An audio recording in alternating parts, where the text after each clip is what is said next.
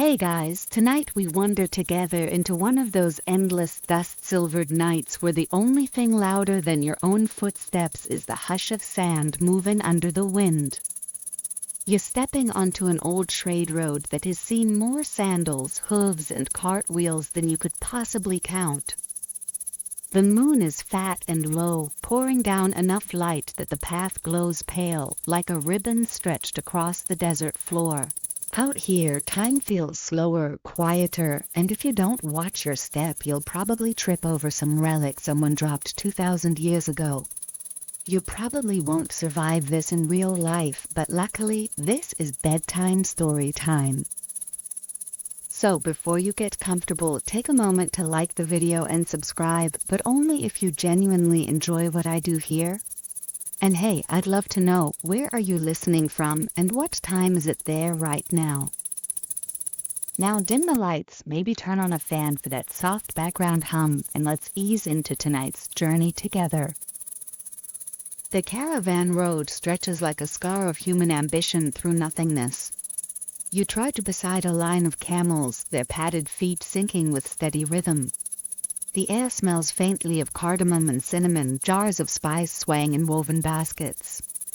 There's a hush among travelers, some hum songs, others mutter prayers, but most keep their eyes on the horizon, where the dunes rise like frozen waves. You can hear the creak of leather harnesses and the occasional indignant grunt from a camel who would rather be sleeping than hauling someone's fortune across sand. At night, the desert changes personality. In the day it's brutal, with sun like a god's magnifying glass trying to burn ants. At night, it's like stepping into an ocean of shadow and silver. The stars spread so wide and so thick it almost feels like you're walking under spilled salt. It's comforting if you ignore the fact that somewhere out there could be jackals, or worse, an ambitious tax collector. You pass by merchants with stories tucked into their satchels. A man with ink-stained fingers boasts he once copied a letter from Alexander the Great's court. Is it true? Hard to say. Historians still argue whether Alexander ever really dictated half the letters attributed to him, or if scribes invented things to flatter local rulers. Either way, this fellow swears his handwriting influenced the king's mood, which is a strangely specific claim. A little further along, a woman with jangling bracelets tells you she carries glass beads from Phoenicia. She says they hold trapped sunlight from the shores of Tyre. That sounds poetic, but also suspiciously like marketing spin. Yet you roll one bead in your palm and honestly, in moonlight it does look like liquid fire frozen in place. You tuck it back into her hand and she smiles, clearly pleased that her story worked. The desert road has always been about more than goods. It's about swapping tales, gossip, recipes, even remedies. Did you know Egyptians once used crocodile dung as sunscreen? Someone at a campfire tells you this between sips of watered wine and you nearly choke laughing. The theory was that it worked because of its paste-like texture. Effective or not, it must have been an unforgettable smell. You silently thank modern SPF for being less pungent. The Heichum of the Caravan lulls you. Camels swipe, bells tinkle, and the sand crunches. You think about how many centuries people have made this same trek. The Silk Road, though famous, wasn't one straight line, but a messy braid of routes that constantly shifted. Sometimes sandstorms erased paths, sometimes politics rerouted caravans. Historians still debate which sections mattered most, the Central Asian steppes, the Persian highways, or the Chinese mountain passes. For you tonight, the whole route is one single glowing road stretching farther than your imagination. So moon hands you a fish red and chewy sweet honey. Your tongue sticks slightly to your teeth. Around you, travelers trade snacks like modern folk swapping playlists. One boy offers dates wrapped in palm leaves, another carries salted fish that frankly smells like it could walk on its own. You politely decline that one. Food becomes currency as much as gold because after miles of sand, the chance to taste something different is priceless. The caravan halts near a half-buried ruin, stone arches jutting from the sand like giant ribs. People murmur that once it was a Nabatean outpost, maybe even a temple to some forgotten god. No one agrees on which god. Some say Dushira, the mountain lord, others whisper of a moon goddess. Scholars argue even now about how far Nabatean religion influenced surrounding cultures. To you, the ruins feel timeless, as though the desert itself swallowed history and now spits out fragments at random. You run your fingers over the stone, it's warm even a night, holding memory like a secret. When fires are lit, shadows stretch huge against crumbled walls. Storytelling begins as inevitable as braiding. One merchant claims his ancestor saw the hanging gardens of Babylon. You lean in, intrigued. But then he shrugs. Maybe they were in Nineveh, maybe they never existed. Historians still argue whether the gardens were real or just propaganda carved into clay tablets. Still, it's soothing to imagine a desert-weary traveler stepping into cascades of green terraces and waterfalls, like an oasis invented by an architect's dream. You find yourself staring upward. The stars are so sharp they look like pins through black silk. Someone points out Orion, his belt glimmering. An astronomer explains how ancient Persians tracked trade seasons by these constellations. Then, with a mischievous grin, he tells you one group insisted the stars spelled out recipes instead of gods. He's joking. Probably. The truth is, people have always looked up and tried to find meaning, whether divine, scientific, or culinary. A breeze carries sand across your ankles. You shift closer to the fire, listening to the wood crack. One traveler strums a lute, the notes wandering into night like fireflies. The tune is melancholy but sweet, echoing of homes far away. You realize everyone here is a little homesick, carrying tiny tokens of where they came from. Some keep carved charms, others pressed flowers, one even has a chipped clay pot wrapped like treasure. You think about your own keepsakes, what you'd bring on a journey this long. Probably something practical like a pillow. A man beside you leans in with a conspiratorial whisper. He swears there's a lost city under the dunes filled with gold statues and rivers that run backwards. He sounds half mad, but you can't help picturing it. People have always spun myths about desert mirages. Even today, archaeologists sometimes stumble upon entire towns swallowed by sand. Whether his story is nonsense or prophecy, you enjoy it enough to keep listening. Gradually the camp quiets. Fires burn lower and the desert cools further. You lie back on a rug, head resting against your pack, the sand surprisingly comfortable. The moon hangs like a silver coin just up over the horizon. You feel the weight of history pressing soft against your eyelids. The countless footsteps, the laughter, the arguments, the trades, all absorbed by this endless road. You breathe slowly, counting stars like sheep lulled by the steady exhale of camels. Sleep creeps in around the edges of your mind, gentlest drifting scent. The night gives way to dawn, but instead of desert sands, you find yourself following the echo of dripping water into a chamber carved of marble. The temperature shifts instantly, cool, damp, and scented faintly of oils and steam.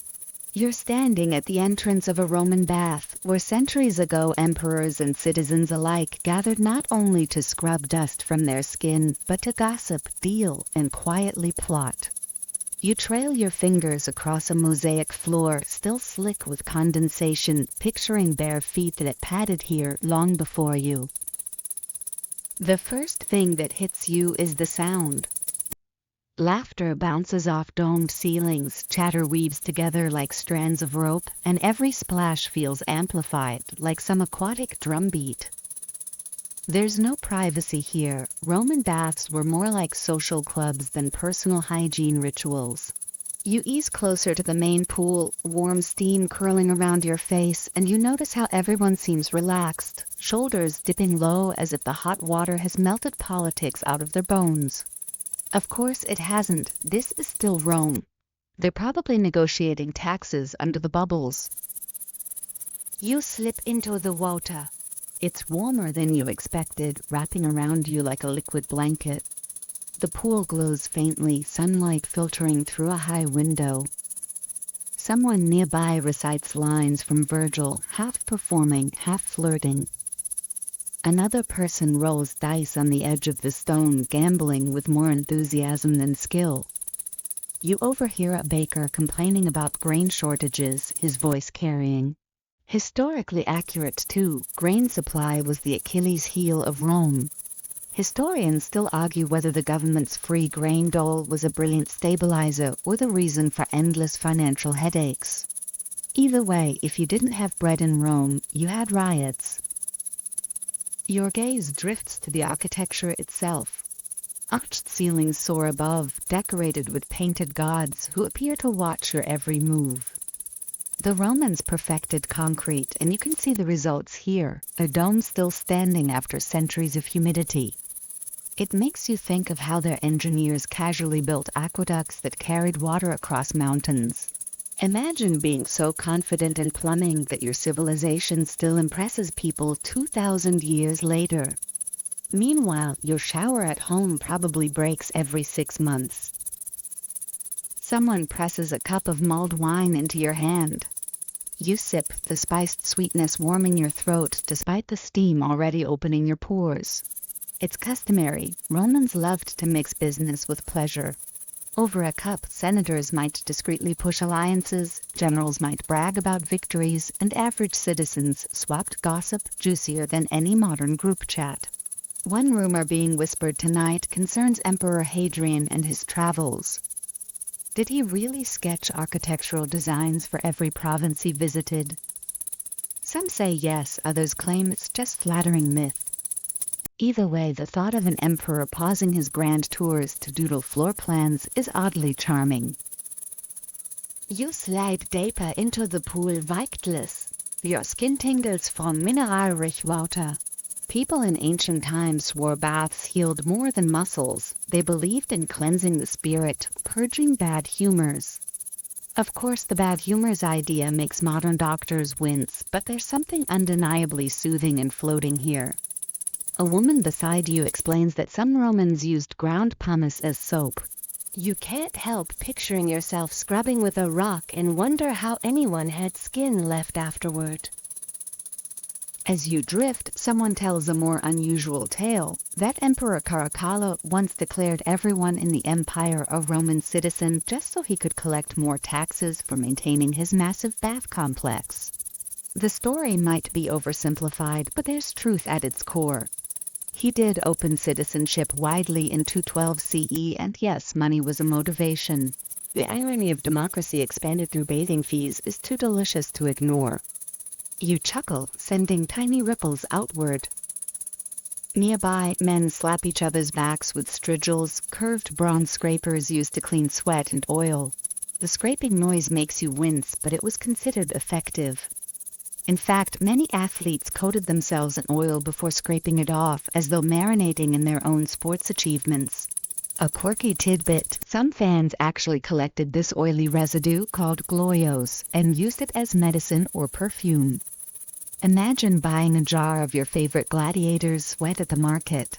That's the kind of merchandise even modern celebrity culture hasn't quite managed to replicate yet. The warmth of the caldarium, the hot room, eventually drives you to seek balance. You pat across slick marble into the frigidarium, the cold plunge pool. The water shocks your system like diving into ice. Your gas pressures off stone walls. Romans swore by this contrast. Heat to open the body, cold to seal it back. It's the ancestor of the modern spa day, though with more togas involved. Historians still debate how much of this was genuine health wisdom versus just a good excuse to splash dramatically and show off endurance.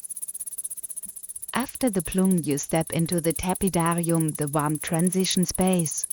Torches flicker, casting soft shadows, and the smells of lavender oil. A servant wafts incense. You stretch on a heated stone bench, half dozing.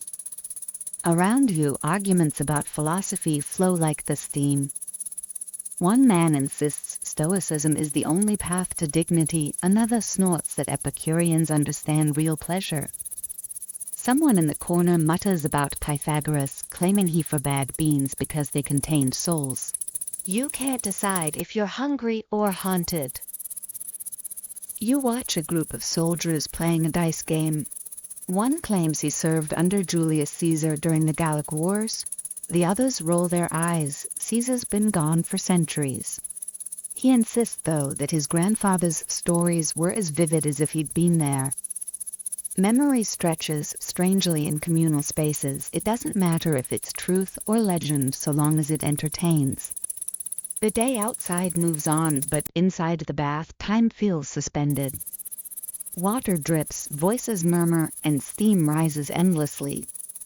You notice how every person here, from wealthy noble to tired laborer, is equalized by bare skin and shared water. That perhaps was the true magic of Roman baths, an empire stitched together not only by roads and legions, but by warm pools where everyone floated side by side. When you finally step out, skin flushed and relaxed, you feel as though layers of dust, both literal and historical, have been washed away. The marble floor is cool under your toes. A breeze from the doorway carries in the faint sound of carts rolling outside, life continuing. You dry with a linen cloth that smells faintly of smoke from oil lamps. Your body feels loose, your thoughts softened, as though you've been simmered gently into drowsiness. Before leaving, you glance back at the West Hall one more time. Sunlight now floods through the high window, shimmering across the pool like liquid gold. Shadows stretch across painted gods, their immortal eyes reflecting centuries of whispered deals and shared laughter. You step away, warmed from within, carrying the echoes of 1,000 conversations in your bones. The road outside waits, but for now you walk slower, lighter, the memory of steam still clinging to your skin. The marble echoes fade behind you, and in their place comes the soft click of wooden sandals on stone. The air changes again, lighter and tinged with the faint sweetness of cherry blossoms drifting from unseen branches. You find yourself wandering narrow cobbled alleys in Kyoto, the kind that twist like lines in a poem. It is evening and lanterns are blooming to life, their paper skins glowing orange, red, and cream. They sway gently as if the city itself is breathing with you. The streets are hushed but not silent. You hear a distant shamisen, 3 strings plucked with deliberate pauses that make your chest slow down in time. Somewhere behind a sliding paper door, laughter rises, quickly muffled. You pause under one lantern and notice the way the calligraphy brushed across its surface seems almost to ripple with the flame inside. This is no ordinary stroll, it's Kyoto at its most magical, a place where the past and present slip together so smoothly you can't tell which century your sandals belong to. You glide along, brushing your fingers against wooden railings worn smooth by countless hands. The scent of grilled yakitori floats through the air, making your stomach rumble. A vendor smiles and offers you skewers sizzling with sesame oil. You take one, biting into smoky chicken, the flavor sharp and grounding. Street food has always been part of this city's rhythm. Quick bites for travelers, late-night sustenance for performers, and for you tonight, the perfect midnight snack. As you chew, you pass a small shrine tucked between houses. A fox statue stands guard, eyes glinting with mischief. Kitsune, the fox spirits, are said to shift into human form at night, tricking or helping wanderers. Historians still argue whether these myths began as pure folklore or as metaphors for clever courtiers manipulating politics from the shadows. Either way, you glance around uneasily, half expecting someone nearby to suddenly sprout a tale. Kyoto has worn many masks. Once the imperial capital, its avenues were designed on a Chinese grid system, neat and orderly, yet these side streets have always had a wilder, more intimate charm. You pass under a wooden gate and hear water trickling into a stone basin. Monks used such fountains for ritual cleansing before prayers. You lean close, dipping your fingers into the cool stream, feeling how it silences the noise in your head. At the corner, a tea house glows warmly. You step inside, decking your head under the curtain. Tatami mats soften your steps, and the faint aroma of matcha fills the space. A woman in a silk kimono kneels gracefully, whisking powdered tea with precise movements. She does not rush. Each motion feels like choreography, deliberate and unbroken. You sit, accepting the bowl she offers. The tea is thick, bitter, and almost grassy, yet soothing in its intensity. It's more ritual than refreshment, and you sense centuries of repetition in every sip. A guest across from you begins telling a story about the Heian court, when nobles wrote poems not only to woo lovers but also to settle arguments. Imagine diffusing workplace tension with a haiku about clouds. In fact, one famous Heian poet supposedly wrote a verse comparing his rival to a wilted plum blossom. Whether the poem ended the quarrel or deepened it, historians still argue, but it does prove that poetry once had the bite of political satire. After tea, you return to the street. Lanterns now line the entire alley, like glowing breadcrumbs guiding you onward. Their colors reflect in rain-slick stones, even though no storm has passed. It's an illusion. The stones always look wet at night, as if Kyoto prefers to keep its secrets shiny and half-hidden. You pause at a corner and hear wooden clappers striking, the sound of Maiko, apprentice geisha, announcing their approach. You catch a glimpse of them, faces painted like porcelain, kimonos trailing, their movements floating more than walking. They vanish into a doorway, laughter like bells fading after them. The geisha world has always been layered with misunderstanding.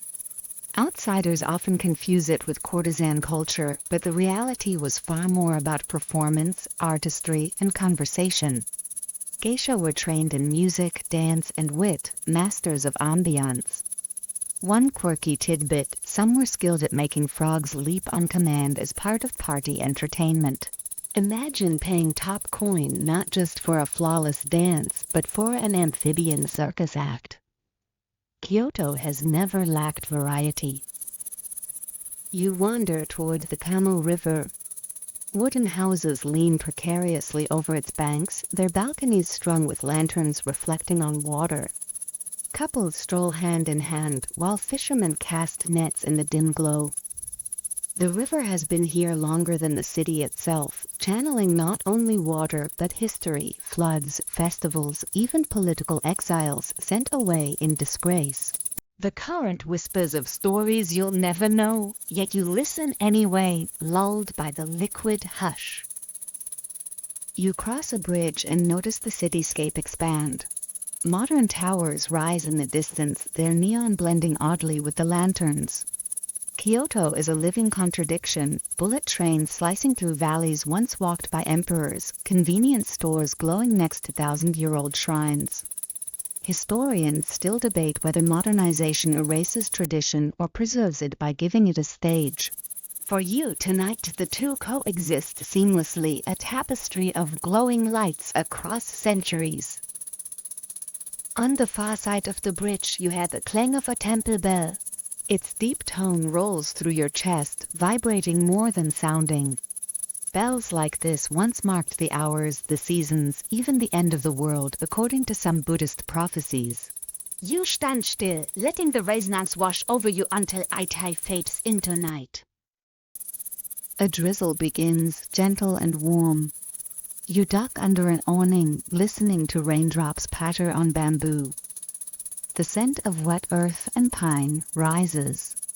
Someone offers you a paper umbrella, its frame delicate, lacquer gleaming. You accept, stepping back into the street, lantern light glowing softly through the oiled paper above you. The rain makes the alleys shimmer Avonbrichter like walking through a dream made liquid. As you wander forth here, you catch snippets of conversation. A scholar mutters about Prince Shotoku, crediting him with spreading Buddhism. Another insists the real credit belongs to nameless monks whose names never made it into scrolls. Historians, still debating across centuries, provide endless background chatter to your walk. Meanwhile, a stray cat brushes against your leg, tail flicking before it disappears down an alley. The night grows later. Shops shutter, lanterns dim, and the sound of the shamisen drifts back, now slow, almost mournful. You find yourself back at the starting alley, where the fox statue still watches with stone patience. Its grin looks wider in the rain, as if it knows you've been walking in circles. You bow slightly, half respectful, half joking, because you never know when stone might be spirit. At last you step up, sandals clicking softly, lanterns fading behind. Kyoto exhales, leaving you with the memory of glowing paper, bitter tea, and music that refuses to let go. Your body feels as if it's been rocked into gentleness by the rhythm of streets, and your eyelids drift heavier, like lanterns themselves finally choosing to go dark. The glow of lanterns dissolves, and in their place comes the creak of wood on restless water. You sway forward, catching your balance as the ground beneath you isn't ground at all. It's the deck of a longship cutting through icy waves. The air bites sharp, salted and cold, smelling of seaweed and iron. Around you, burly figures huddle in furs, their breath steaming as they chant softly to the rhythm of oars dipping into black water. You've stepped into a Viking voyage, drifting beneath northern stars. Above, the sky is clear and crisp, a dome of endless frost blue. Stars scatter like spilled embers, and you notice one sailor pointing to them with surprising tenderness. He mutters about Odin's watchful eye, about the constellations guiding their way home. Navigation in these waters was half science, half faith. Vikings used sunstones, crystals that could catch polarized light even on cloudy days, to find the sun's position. Historians still argue whether this technique was universally practiced or just legend, but standing here you can almost see it. A sailor holding up a shard of calcite, squinting until light aligns like a compass, rose in the sky. The ship rocks gently, wood groaning with every swell. You ran your fingers along the carved prow, shaped like a serpent with eyes wide and unblinking. It's intimidating, meant to frighten spirits or perhaps just rival sailors. One man laughs, saying the serpent once winked at him in moonlight. You can't tell if it's Al talking or if he truly believes the ship itself has moods. Either way, you pat the wood like you're reassuring an old friend. A cask is opened and the smell of fermented fish hits you like a challenge. One sailor offers a strip, grinning wide. You take a cautious nibble and instantly regret it. It tastes like the ocean died twice and came back for revenge. Still, they clap you back approvingly, as though suffering through it earns you honorary membership. Quirky fact, Vikings did eat fermented shark, called hakarl, which modern visitors to Iceland still dare each other to try. You vow silently never to underestimate their stomachs again. The rhythmic splash of oars lulls you, but not everyone is calm. Two warriors argue heatedly, their voices bouncing over the waves. One insists their next raid will be in Ireland, the other swears riches await in Frankish lands. Historians still debate just how much raiding was about wealth versus land settlement. For the men here, though, it's less theory, more survival, and maybe a bit of bragging rights. You glance toward the stern, where a boy not much older than 15 grips an oar. His hands are raw, blistered. He catches your eye and smirks as if daring you to try his job. Youth on these ships learned quickly. Strength, endurance, and how to fight before they even grew full beards. Some would become legends sung in sagas, others forgotten in waves. You wonder which path this boy will take, though he looks like he'd rather be anywhere warm.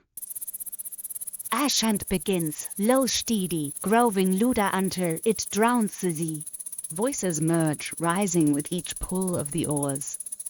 It's not a war cry, but something older, heavier, like a hymn to the water itself. You close your eyes, letting the vibration settle into your bones. The sound is hypnotic, a lullaby for warriors who pretend not to need sleep. The night wears on and the ship anchors in a hidden fjord. You step onto rocky shore, boats crunching against frost. Fires spark quickly, flames licking upward as if eager to burn the darkness away. The air smells of pine smoke and roasting meat, mercifully better than fermented shark. The crew gators around, swapping tales. One man insists he once fought a bear with his bare hands. Another swears he saw sea serpents longer than 3 ships. You laugh softly, but in a world where icebergs loom like mountains and storms strike from nowhere, you half believe them. Asgard, the ship's storyteller, steps forward, harp in hand. His fingers pluck strings and his voice begins weaving sagas. He sings of Ragnar Lodbrok, draped in serpent stories and too many wives. Was Ragnar real or stitched from fragments of a dozen heroes? Historians still argue, but the song doesn't care. To these men, Ragnar is alive tonight, his adventures echoing across the fjord. You find yourself swaying with the music, the firelight flickering against your closed eyelids. The skald pauses for a joke, claiming Loki once tricked Thor into dressing as a bride.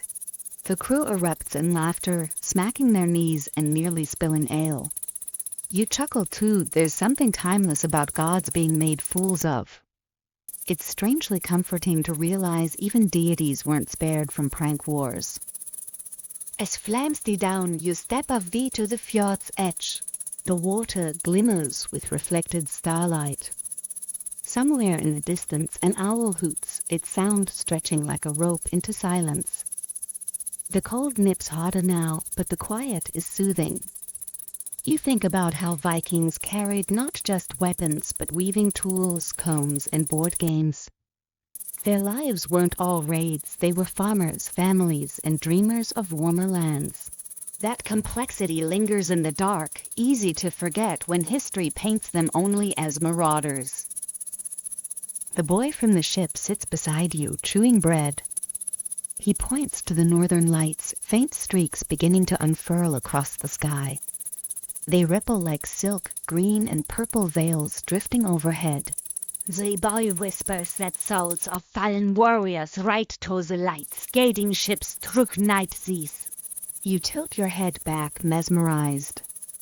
Whether cosmic particles or spirit steeds, the effect is the same. Your breath slows, your body loosens, your eyelids grow heavier with each shimmering wave. The fire behind you crackles, voice fade, and the aurora dance like a lullaby stitched into the sky. Wrapped in furs, warmed by smoke, you drift into stillness, carried by the rhythm of oars and the hum of ancient chants that refuse to die. Morning light arrives gently, not with sea spray this time, but with the fragrance of green leaves crushed underfoot. You step from the chill of northern fjords into the warmth of a cloistered garden tucked behind high stone walls. The silence is thick here, broken only by bees drifting lazily and the faint trickle of water from a hidden fountain. You've wandered into a medieval monastery garden, a place where herbs and prayer grow side by side, and where secrets cling to the soil as stubbornly as ivy to stone. The paths are narrow, edged with box hedges trimmed neatly by careful hands. You walk slowly, the gravel crunching under your sandals, inhaling a mix of rosemary, zag, and lavender. These gardens weren't just decoration, they were apothecaries in disguise. Monks tended them with near-scientific precision, cataloging the healing properties of plants. You pass by a patch of mint and remember how it was prescribed for stomach troubles centuries before ginger ale was a thing.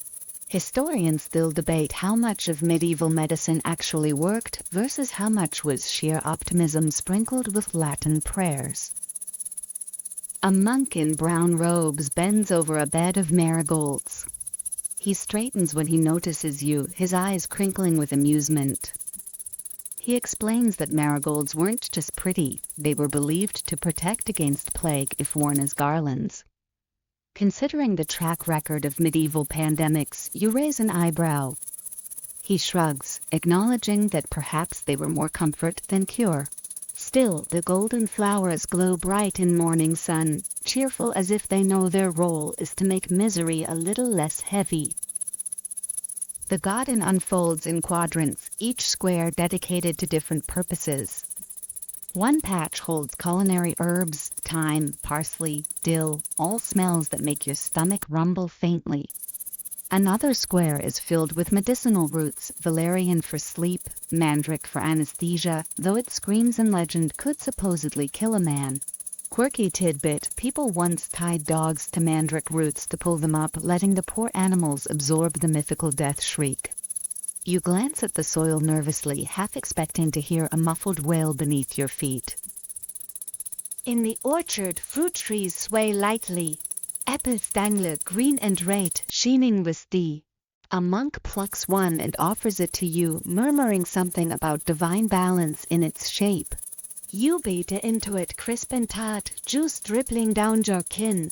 He chuckles and quotes a psalm under his breath, then wanders off, robe swishing softly. These gardens weren't just laboratories or pantries, they were sermons written in living color, each plant chosen to reflect heavenly order. You wander to a shaded corner where roses climb wooden trellises. The petals are pale pink, their scent rich enough to make you sigh.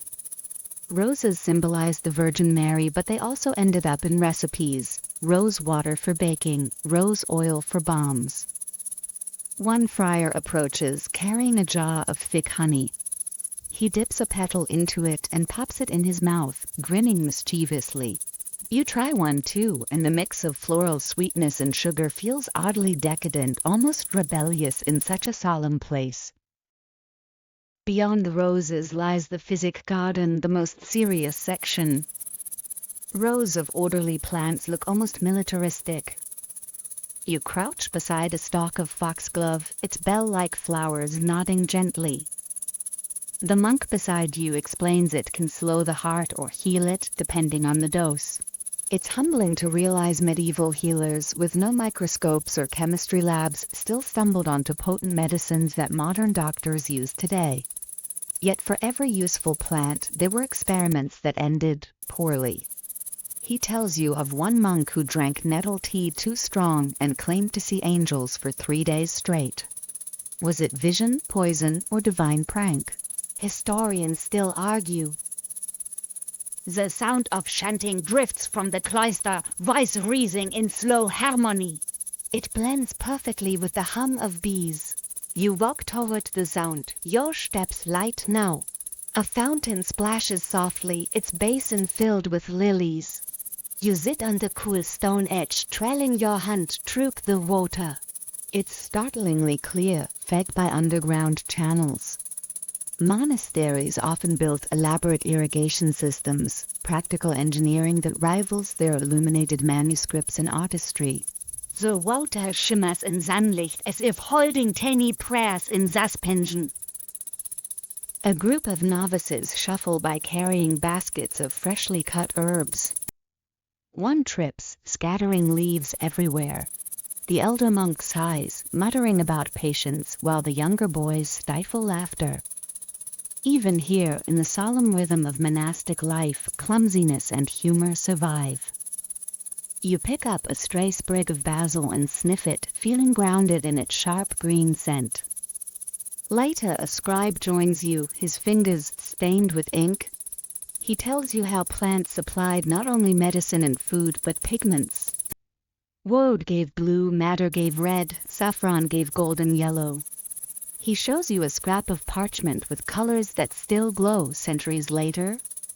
You marvel at the idea of monks kneeling over texts for hours, fueled by garden-grown dyes. In RV the gardens blooms life forever in illuminated margins. As the sun climbs, shadows retreat, and the garden grows warmer. Birds flutter between branches, their chirping weaving into the chant still echoing faintly from stone halls. You feel a sense of ordered peace here, a balance between usefulness and beauty. The garden is practical, yes, but it is also a refuge, a reminder that in chaotic medieval times there were still small pockets of serenity where lavender swayed gently, bees worked diligently, and people believed the earth itself could heal the soul. You find a bench tucked under an arbor draped with vines. The wood is warm from sunlight, and when you sit, your body sinks gratefully. The smell of mint drifts by, carried on a breeze. Somewhere a bell tolls, slow and deep, calling months to prayer. For you it feels more like a lullaby. Your eyelids grow heavy, lulled by fragrance, by chant, by the endless patience of growing things. You lean back, exhaling, as though the garden has gently braided your thoughts into rest. The bell you heard fades like ripples on water, and as you rise from the monastery bench, the vines and roses dissolve around you. Then your eyes open again. You're standing on dusty Zen-baked stone steps. The air smells faintly of charcoal and grilled meat, mingled with something sweeter. Figs maybe, or honey cakes cooling on a tray. You've drifted straight into an ancient Roman tavern, the kind of place where history books rarely linger, but where life buzzed with chatter, dice clattering, and wine sloshing dangerously close to clay rims. The tavern itself is cramped with frescoes painted on plaster walls. Bright reds and yellows depict Bacchus, the god of wine, raising his cup like he's hosting the party. The floor is gritty with sand, and low wooden stools crowd around tables carved with graffiti. You lean closer to one surface and notice scratches in Latin. Someone etched "Felix was here." 2,000 years later, Felix still wins at vandalism. Behind a counter, large clay jars called dolia are sunk into the ground, filled with wine that's probably seen better days. A tavern keeper with stained hands ladles some into a chipped cup and slides it toward you. You take a cautious sip. The taste is rough, watered down, and spiced with herbs to disguise the questionable quality. Romans were practical like that, better to mask bad wine than waste it. Historians still argue whether the average Roman tavern drinker was constantly tipsy or just hydrating in the most chaotic way possible. At the next table, two men argue over a board game. It's tabula, a predecessor of backgammon, played with dice and little pebbles. The loser slams his fist, curses loudly, and blames Mercury for his bad luck. The winner grins smugly and scoops up a few coins. Gambling wasn't technically allowed in taverns, but rules bend easily when wine flows freely. You can't help but smirk. Apparently some things, like salty losers, never change. The tavern keeper sets down a plate of steaming lentils mixed with herbs. You poke at it, surprised by the richness of the aroma. Roman taverns served simple fare: olives, cheese, bread, sausage, maybe stews of chickpeas or lentils. Nothing fancy but filling. You take a bite and it's earthy, hearty, exactly the kind of food that tastes better with a second cup of rough wine. A woman enters carrying a basket of bread. She calls out prices in a sing-song voice, her eyes sharp as she gauges the crowd. Women often ran these establishments, known as coponi, though their reputation was complicated. Respectable families frowned on taverns. They were considered hangouts for soldiers, sailors, and the working poor. Quirky tidbit: in Pompeii, some tavern walls still bear mosaics advertising not just food and drink, but, shall we say, side services. You glance at a corner alcove and decide not to investigate too closely. The place grows noisier as afternoon sun filters through a small window. A group of soldiers clatter in, armor dusty from the road. They order loudly, slapping coins down, and soon the tavern is alive with toasts. One soldier launches into a story about marching in Gaul, how the rain never stopped and how locals threw cheese at them. Was it friendly or hostile? Historians still argue whether Gallic cheese flinging was an insult or a peace offering. Either way, the soldiers roar with laughter, pounding the table so hard the dice rattle. You catch sight of a fresco half hidden by Sod. It shows a tavern scene, patrons drinking, servants rushing with trays. The art feels meta, like the Romans painted Yelp reviews on their walls. You wonder if it's praise or parody. The tavern keeper shrugs when you point it out, muttering something about Bacchus always being welcome, even if customers weren't. As dusk settles, oil lamps are lit, casting the room in flickering gold. Shadows dance across walls, and the atmosphere shifts, rowdier, warmer, the kind of mood where strangers become friends or brawl partners. A bard with a battered lyre plucks a tune, singing verses about Odysseus and his long journey. His voice is rough, but the crowd hums along. For a moment you feel the hum of community, the strange comfort of being packed into a noisy room where everyone's troubles blur into one. Your cup is refilled, though you didn't ask. The wine tastes a little better now, either because the spices have worked their trick or because you've grown accustomed to mediocrity. You tear off a piece of bread, dip it in olive oil, and chew slowly. Life here wasn't glamorous, but it was grounded: food, drink, laughter, gossip. You glance around and realize taverns like this were the beating heart of Roman neighborhoods, the places where history's footnotes came alive. The bard pauses between verses to joke about Caesar's baldness. The crowd erupts, some shushing nervously, others laughing loud. Humor always pushes boundaries. You sip your drink and think about how, in a city of marble temples and triumphal arches, the real pulse of Rome beats strongest in smoky, crowded taverns. The air grows stuffy, filled with smoke and laughter. Someone starts juggling olives, dropping half of them, and the crowd cheers anyway. A dorcours under a table licking crumbs from the floor.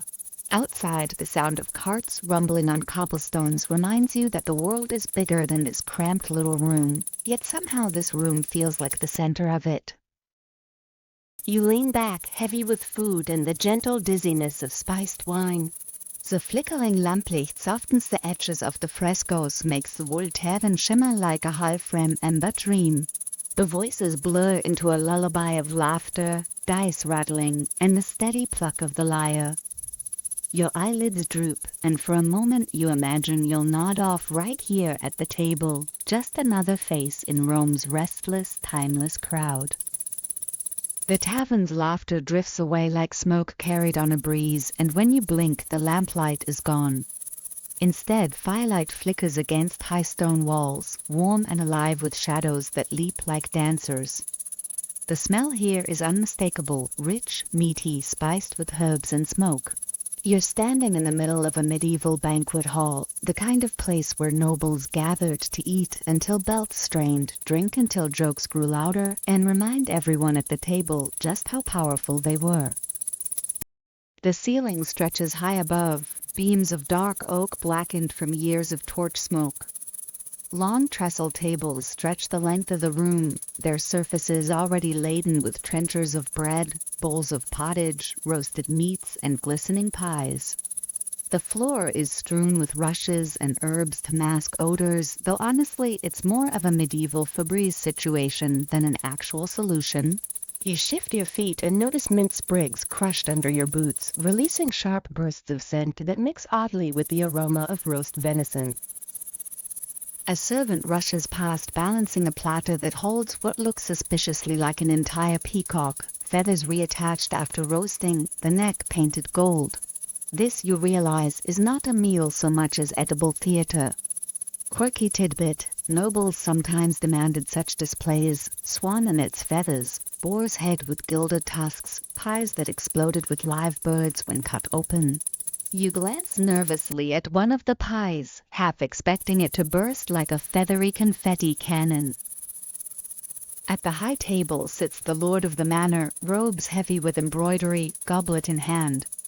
His laughter booms, shaking the rafters. He raises his cup to toast some half-forgotten victory, though historians still argue whether the tale is accurate or just an excuse for more wine. Either way, the guests cheer and drink deeply, ale spilling down beards and onto tunics. You take a cautious sip of your own cup.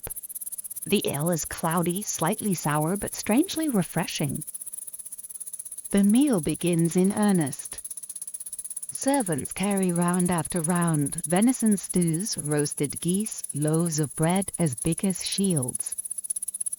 You tear into a trencher, essentially a slab of stale bread used as both plate and sponge.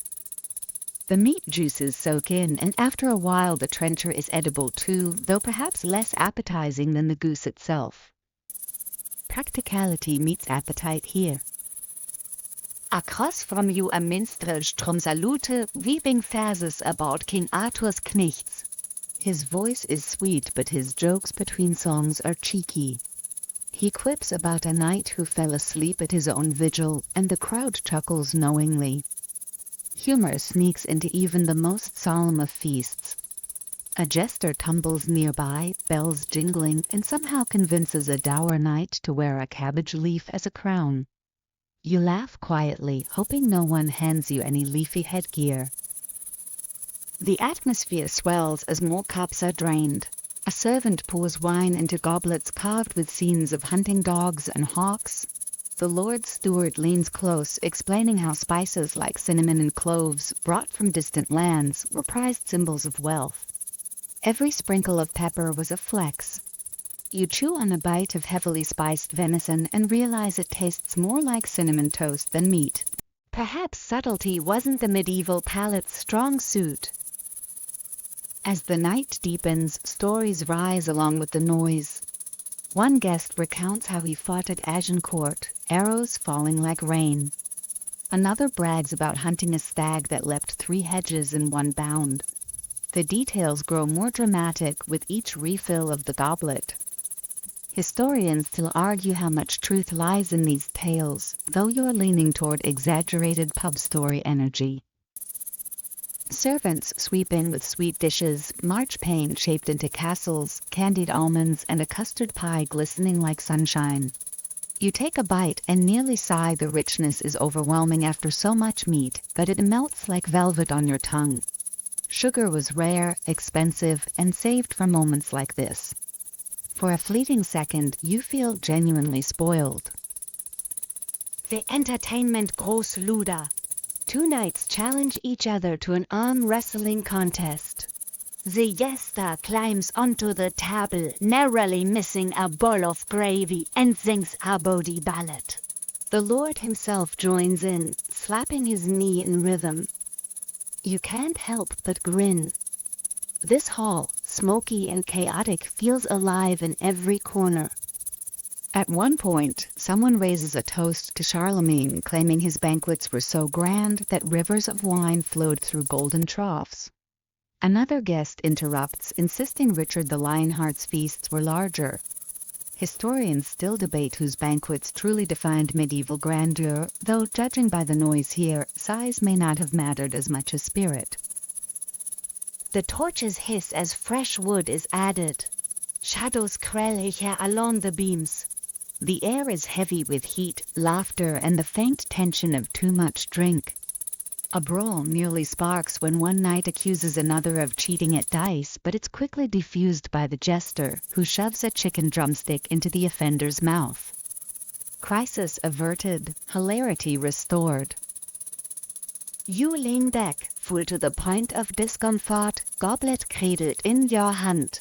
Around you the hall is still roaring, dogs barking under the tables, minstrels strumming frantically to be heard, lords and ladies laughing with flushed cheeks.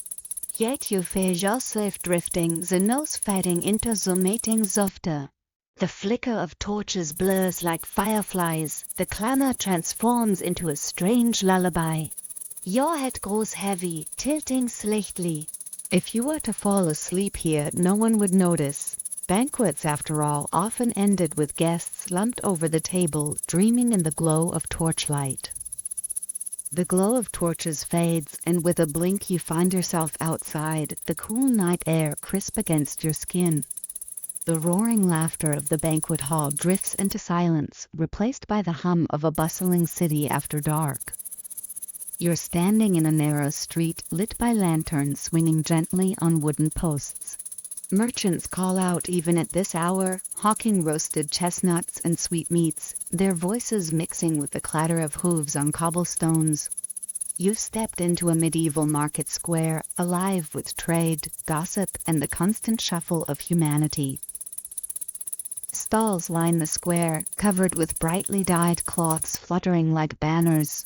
The air smells of spices, freshly baked bread, smoke from torches, and something less pleasant you decide not to investigate too closely. Merchants lean forward eagerly, calling you over, praising the quality of their wares as though your silver is the most important thing in the world. You pass one stall where bolts of wool in deep reds and blues hang proudly. The merchant insists the dyes are imported from distant lands, though historians still argue whether these merchants exaggerated their wares' origins to inflate prices. Judging by the sparkle in his eye, you suspect creative storytelling is as common as honest trading. The sound of drum draws your attention. A performer has set up near the fountain, juggling knives with theatrical flair. Children laugh, women clap, and even tired guards pause to watch. You can't help but smile. This isn't just commerce, it's community. Quirky tidbit, some markets doubled as unofficial theaters, with jugglers, musicians, and even dancing bears providing entertainment. You glance nervously, half expecting a bear to lumber out from behind a cart. Thankfully, the only animal nearby is a goat trying to chew through a sack of oats. You wander further, passing baskets of apples piled high, their skins shining in the torchlight. A woman offers you one, her hands rough from work.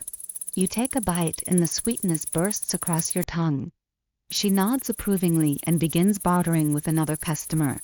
Around you, deals unfold in a dozen languages: French, Latin, Middle English, all colliding in a hum of human commerce. At one stall, a blacksmith displays gleaming knives, each blade catching the firelight. He proudly tells you he forged them with techniques passed down through generations.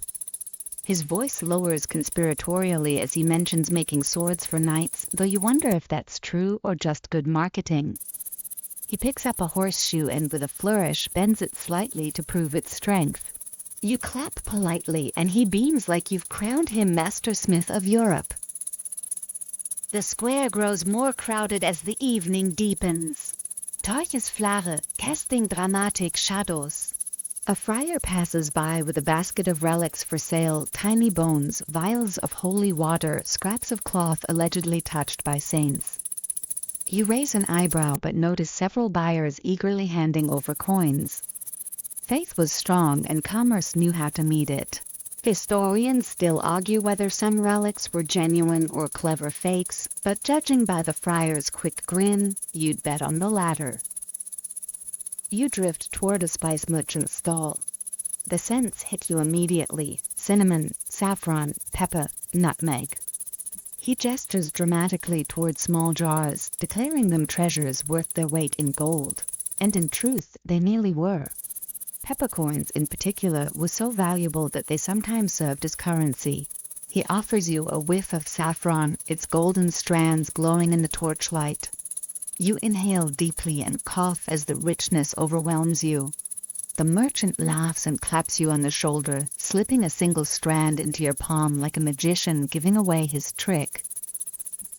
Nearby, a group of scholars argue loudly over the price of parchment.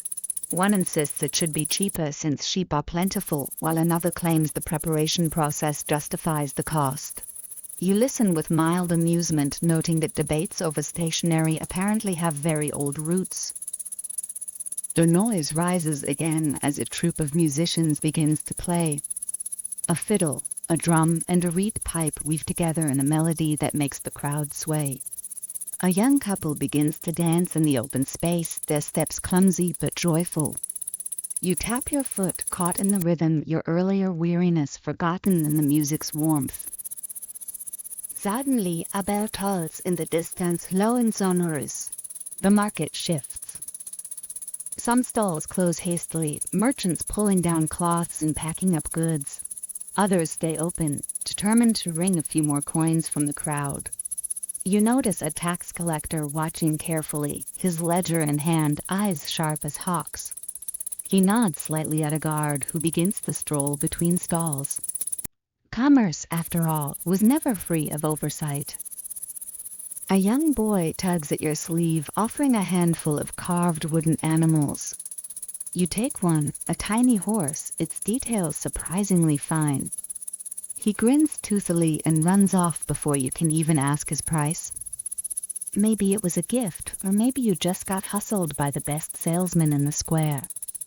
Either way, the horse feels warm in your hand, oddly comforting. The air thickens with smoke as torches burn lower, their oil sputtering. A storyteller takes center stage, driving the crowd close.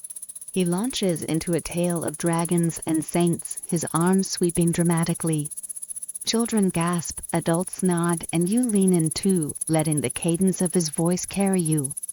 For a moment, the market is no longer a jumble of goods and haggling, but a shared dream spun from words.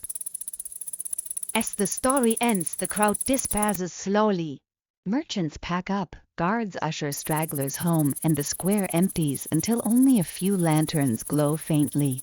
You linger by the fountain, listening to the water splash softly, the nose of the deer replaced by a hush. The smell of spices still clings to your clothes, the sweetness of apple lingering on your tongue. You settle onto the fountain's edge, the carved stone cool beneath you. The square, once so loud, is now nearly silent.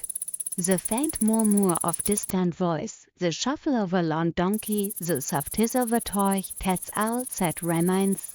Your eyelids grow heavy. In the stillness of the market at night, surrounded by echoes of trade, laughter and song, you feel sleep slip over you like a merchant's cloak, warm and secure. The hush of the market square fades, and when you blink again, you're no longer perched by the fountain. Instead, the air tastes of brine and tar, the ground sways gently beneath your feet, and gulls wheel overhead, their cries sharp against the breeze. You found yourself aboard a Viking longship, its carved dragon prow slicing steadily through dark waters. The creak of timbers and the rhythmic splash of oars are like the heartbeat of this floating beast, carrying you toward unknown shores. The ship is long and narrow, built for speed and intimidation. Shields hang along the sides, their round shapes painted in bold colors that flash when the sun breaks through clouds. The crew sits shoulder to shoulder, pulling on oars in unison, their breath fogging in the chill air. You grip a wooden beam for balance, the whole deck trembling slightly with each stroke. It's oddly hypnotic, this rhythm of muscle and water. A bearded warrior beside you grins, his teeth flashing white. He offers you a horn filled with something that smells like fermented honey, mead. You sip cautiously. It's sweet, heady, and far stronger than anything you had at the Roman tavern. The warrior claps you on the back so hard you nearly spill half of it. Humor apparently comes in the form of near whiplash here. The sail above you unfolds, a massive square of red and white wool catching the wind. The ship lurches forward, faster now, oars pulled in. The warriors share voice carrying across the waves. Quirky tidbit, some longships were so well built they could travel more than 100 miles a day, light enough to be carried across land yet sturdy enough to cross oceans. You glance down at the water licking the sides and decide you're glad someone else is steering. The ship's leader stands near the prow, his cloak billowing dramatically, clearly aware of the cinematic effect. He consults a sunstone, holding it up to the light. Historians still argue whether Vikings really used crystals to navigate when skies were cloudy, but the stone in his hand glimmers faintly, enough to seem almost magical. You can't help but squint, wondering if you're witnessing science, superstition, or a very convincing stage trick. As the day wears on, the crew relaxes. Some mend nets, others sharpen axes that glint menacingly. A young warrior strums a lyre-like instrument, his tune rough but earnest. Another tells tales of Odin and Thor, weaving myths into the creak of the ship. You lean back, listening, lulled by the mix of folklore and the endless slosh of water. Then food is passed around, dried fish, hard bread, and lumps of butter that somehow taste better in the sea air. You chew on the tough bread, washing it down with another sip of mead. It's not a feast, but it fuels the body. And truthfully, with the sea wind tangling your hair and gulls crying overhead, even tough fish feels like part of the adventure. The ship glides close to a rocky shore for a brief stop. Some warriors leap into the surf, dragging the vessel onto a pebbled beach with alarming ease. You follow, your feet slipping on wet stones. A fire is built quickly, flames crackling as fish are roasted. One man boasts that he once caught a cod bigger than a horse, gesturing wildly. Historians still argue whether Vikings truly exaggerated their fishing tales, or if cod in the North Sea were just that monstrous. Either way, the laughter around the fire suggests tall tales were as essential as the meal itself. As twilight deepens, the crew pushes off again. Torches are lit, their flames flickering in the wind. The dragon prow glows eerily in the half-light, its carved eyes seeming to watch the horizon. You shiver slightly, not entirely from the cold. Vikings believed their ships carried protective spirits, and in the firelit dark, you almost believe it too. The warriors begin to sing, their voice rolling like thunder. The song is half chant, half growl, wreathing with the waves. It's raw, powerful, and strangely soothing. You hum along, though your modern cadence makes you sound like an off-key seagull. The man beside you laughs, shoving you playfully, then hands you another sip of mead as if to say, "Close enough." Above, the stars emerge, piercing the dark sky. The leader points out constellations, using them as guides. You tilt your head back, realizing how small you feel under such a vast canopy. The sea, these stars, the endless horizon, it's a recipe for avant insomnia in equal measure. Yet here, surrounded by voices, you feel strangely safe, as though the long ship itself cradles you. The night wears on. Some men doze against their shields, others keep watch. The waves slap rhythmically against the hull, steady as a lullaby. You line against the side of the ship, the wood warm from the day's sun. The mead settles warmly in your stomach, your eyes growing heavy. The last thing you see before sleep pulls at you is the dragon prow glowing faintly in starlight, its carved mouth frozen in a snarl. Whether it guards or threatens, you're not sure. But in the rocking of the long ship, in the chorus of snores, waves, and distant gulls, you find yourself swaying into rest, as though the sea itself has rocked you into dreams. The rocking of the Viking longship eases away, and when your eyes open again, the salt spray is gone. In its place is a low hum, steady and mechanical, rising from beneath your feet. The smell of coal and hot iron fills your lungs. You're standing on the deck of a massive steamship, its great iron hull cutting through gray waves. The year feels later now, 19th century perhaps, an age of industrial ambition and polished brass railings. The deck is broad, crowded with passengers in heavy coats and bonnets, some pacing to stretch their legs, others staring wistfully at the endless sea. Seagulls follow in the ship's wake, craying over scraps toasted from the kitchen. A boy darts past you, chasing a hoop, his laughter briefly cutting through the groan of engines. You grip the rail, marveling at the contrast. No fragile wood here, no dragon prow, just towering stacks belching smoke against a pale sky. Down below, Unsinn von Asses Rohr, coal stalkers feed the beast, shoveling endlessly into the firebox. Quirky tidbit, some ocean liners consumed hundreds of tons of coal per day, requiring teams of men to labor in unbearable heat. You imagine them sweating in the darkness, muscles straining, while above passengers sip tea in porcelain cups. Historians still argue whether this divide between comfort and labor defined the romance or the hypocrisy of steamship travel. A steward in a crisp uniform approaches, offering you a seat on a deck chair. You sink into it, grateful for the polished wood and canvas support. Around you, passengers murmur about destinations: New York, Liverpool, Havana. For some, this voyage is business. For others, a desperate leap toward a new life. The hum of voices mixes with the steady churn of pistons, creating a rhythm both restless and soothing. Nearby, a woman in a fine dress sketches the horizon, her pencil dancing across paper. She smiles faintly when her child tugs at his skirts, begging for a story. Without pause, she begins weaving a tale of sea monsters and hidden islands. The child gasps in delight, eyes wide. You can't help but smile. Storytelling thrives even where technology reigns. The bell rings for luncheon and passengers stream toward the dining saloon.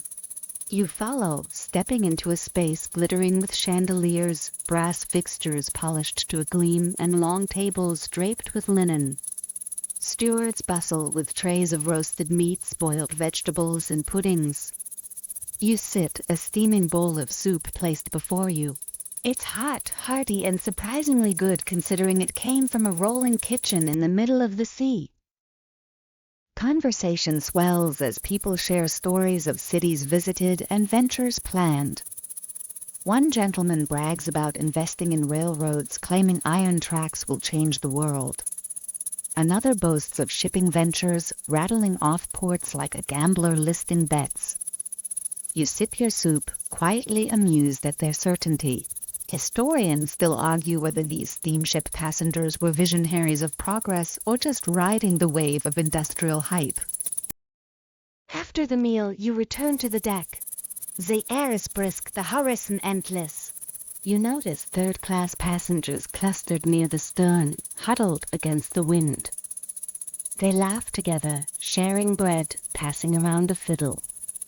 Their quarters are cramped, their meals plain, but their spirits seem lighter than the stiff politeness of the saloon. You drift closer, drowned by the music. The fiddler plays a lively jig, and soon several passengers are dancing, skirts and coats swirling despite the chill. You tap your foot, grinning. As dusk falls, lamps are lit, glowing warmly against the steel. Smoke billows upward, staining the sky with streaks of black. You lean against the rail, staring at the froth churned up by the propellers. The sound is constant, hypnotic, a reminder that beneath your feet, iron and steam drive this floating city forward. A steward appears again, offering a cup of tea. You wrap your hands around it, savoring the warmth. He tells you proudly that this ship can cross the Atlantic in record time, faster than sails ever managed. His eyes gleam with pride, though he admits storms can still rattle even the largest vessel. You take a cautious sip, the tea bitter and strong, grateful for the small comfort. Night deepens. The stars emerge, faint behind wisps of smoke. On deck, passengers stroll slowly, couples whispering, solitary travelers staring out as if searching for invisible shores. A pianist begins to play in the saloon, the notes drifting faintly through open doors. The melody is soft, melancholy, carried on the wind. You close your eyes briefly, letting it wash over you. One elderly man tells a tale of an earlier voyage when a storm lashed for 3 days straight. He describes waves higher than houses, crockery smashing, and passengers clinging to whatever they could grasp. His eyes shine as he insists he saw lightning strike the sea, splitting it like glass. Historians still argue whether sailors' storm accounts were exaggerated or faithful memory. Judging by the rapt faces of his listeners, exaggeration doesn't matter. The drama is what lingers. As the clock nears midnight, many passengers retreat to their cabins. The deck grows quieter, the drum of engine louder in the lengths. You remain by the rail, the sea stretching black and endless. The stars above finally pierce through smoke, steady and cold. The ship surges forward, indifferent to your thoughts. Your eyelids grow heavy, lulled by the vibration underfoot. The engine's rhythm is relentless, like a heartbeat too vast to ignore. You imagine the stokers still laboring below, shoveling endlessly, keeping the beast alive while you drift towards sleep. The deck chair cradles you, the sea cool against your face. And as the steamship pushes into the night, you let yourself surrender, rocked not by waves but by the steady pulse of industry carrying you toward unseen shores. The thrum of engines fades, the black sea dissolves, and when you next open your eyes, the air has changed again. The smell is not of coal or salt spray, but of oil paints, linseed, and damp plaster. You find yourself standing in a sunlit studio in Florence, the heart of the Renaissance. Light filters through tall windows, spilling across canvases and half-finished sculptures. Dust motes hover in golden beams, making the air shimmer as though touched by magic, or maybe just by centuries of genius. An apprentice scurries past you carrying a bucket of pigment, his tunic stained with reds and blues. He nods politely, then nearly trips over a stool.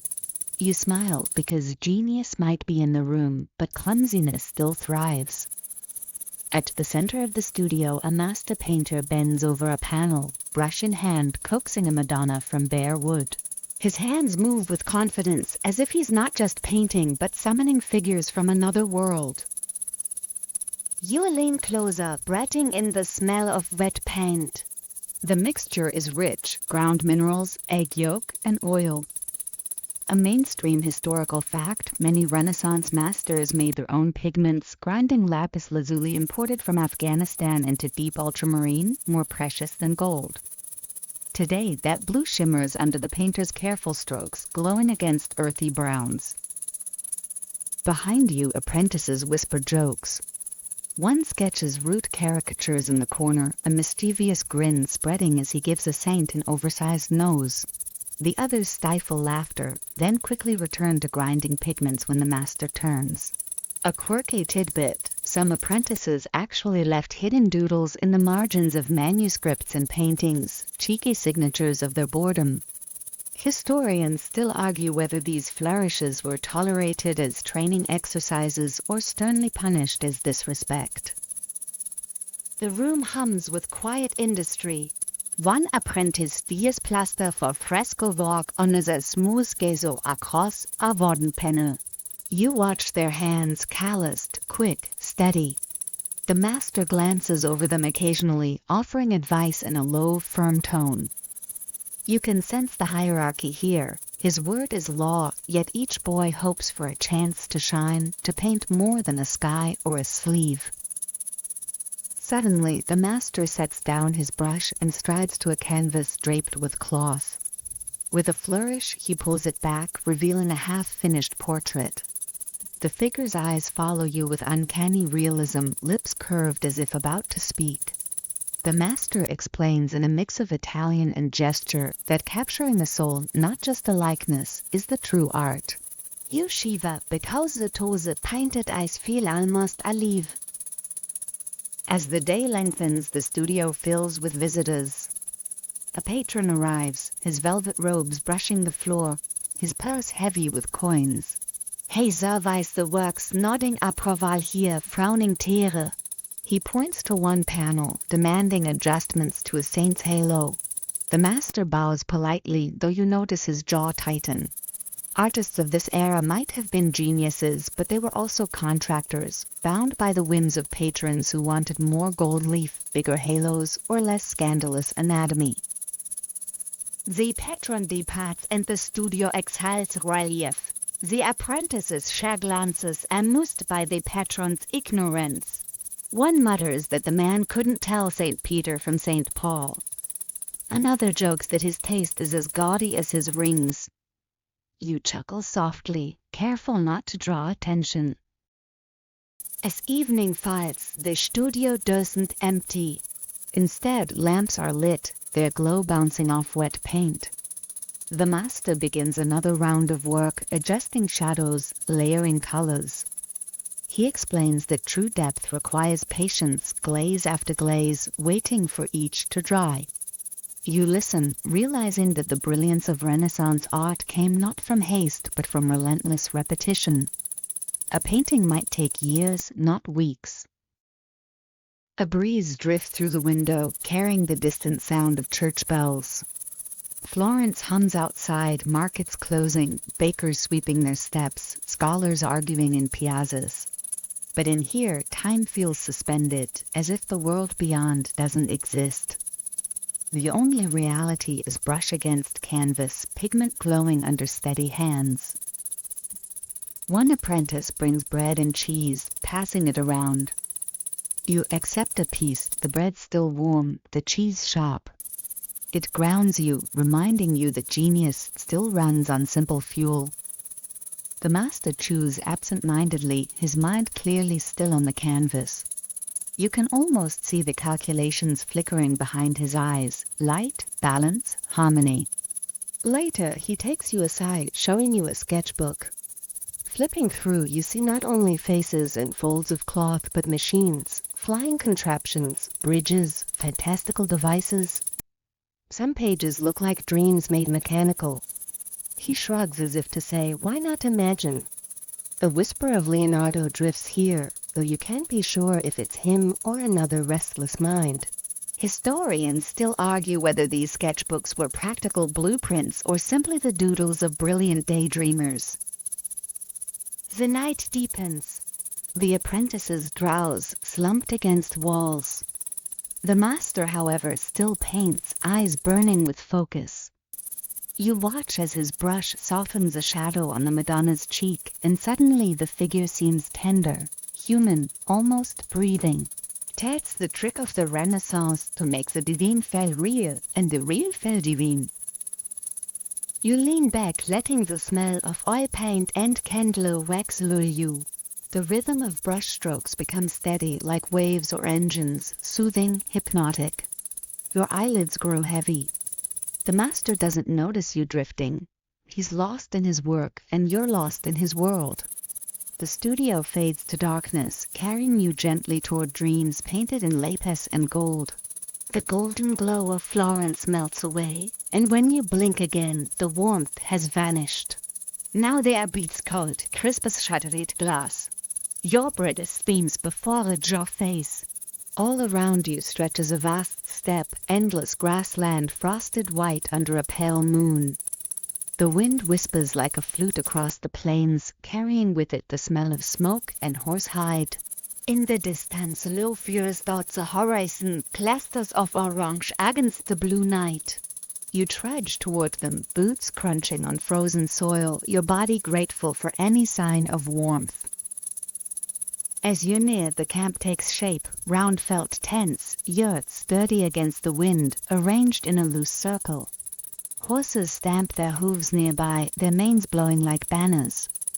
At the largest fire, a group of nomads sit cross-legged, cloaks wrapped tightly, their faces lit in flickers of flame.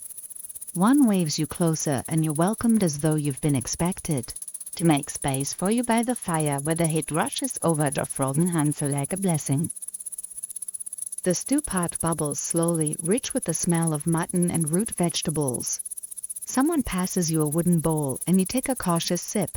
It's hearty, smoky, delicious. A quirky tidbit: in these steppes, fermented mare's milk, kumis, was often served slightly sour, a drink both nourishing and intoxicating.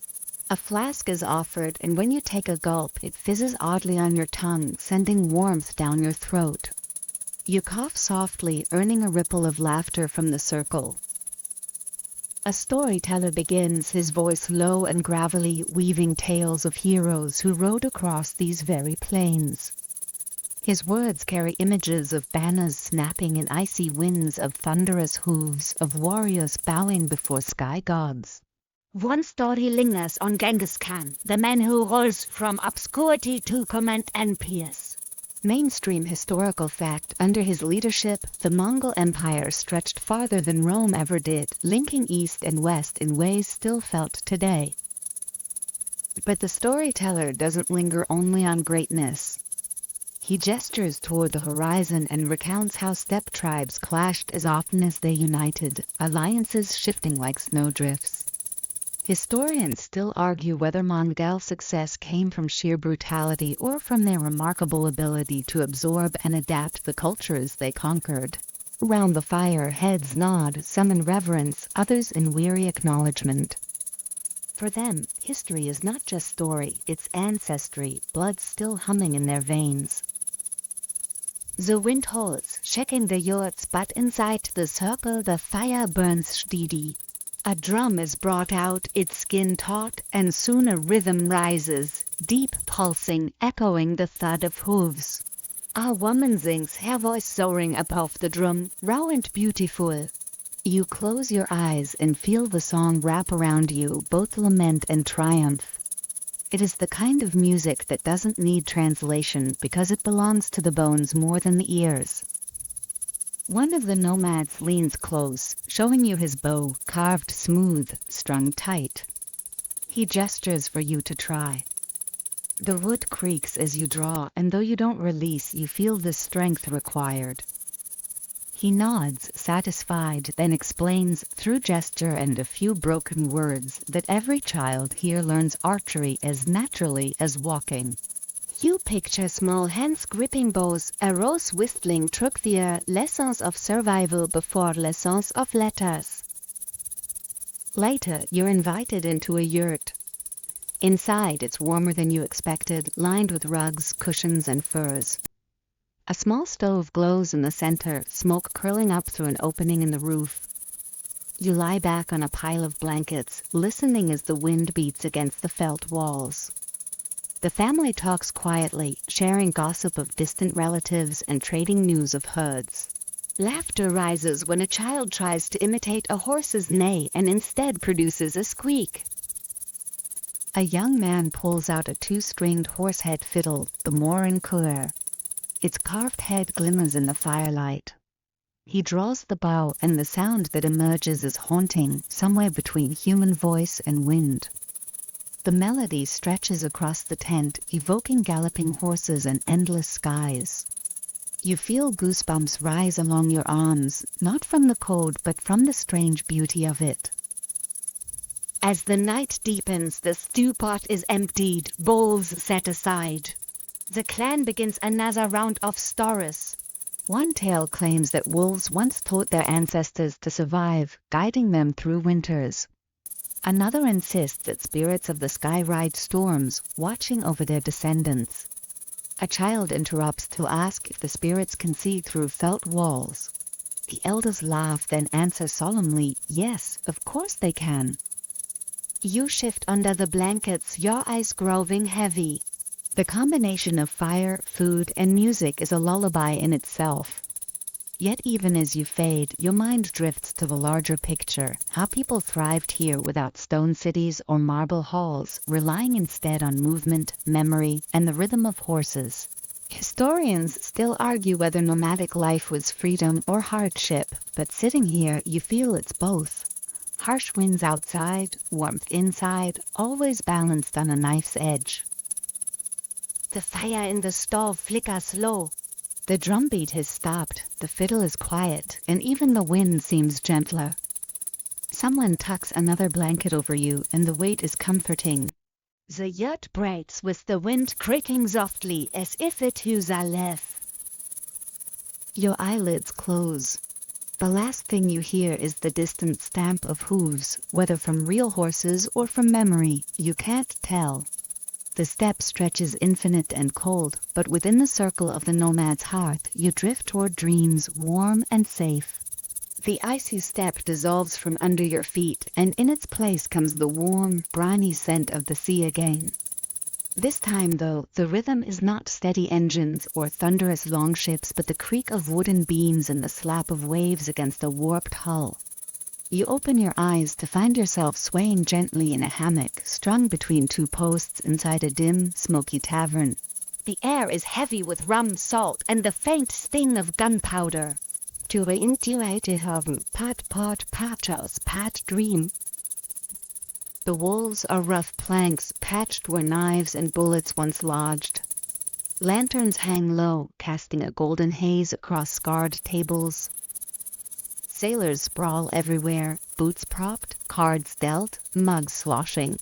One man snores thunderously in a corner, a parrot perched proudly on his shoulder, squawking pieces o' eight, just in case anyone forgot the cliché.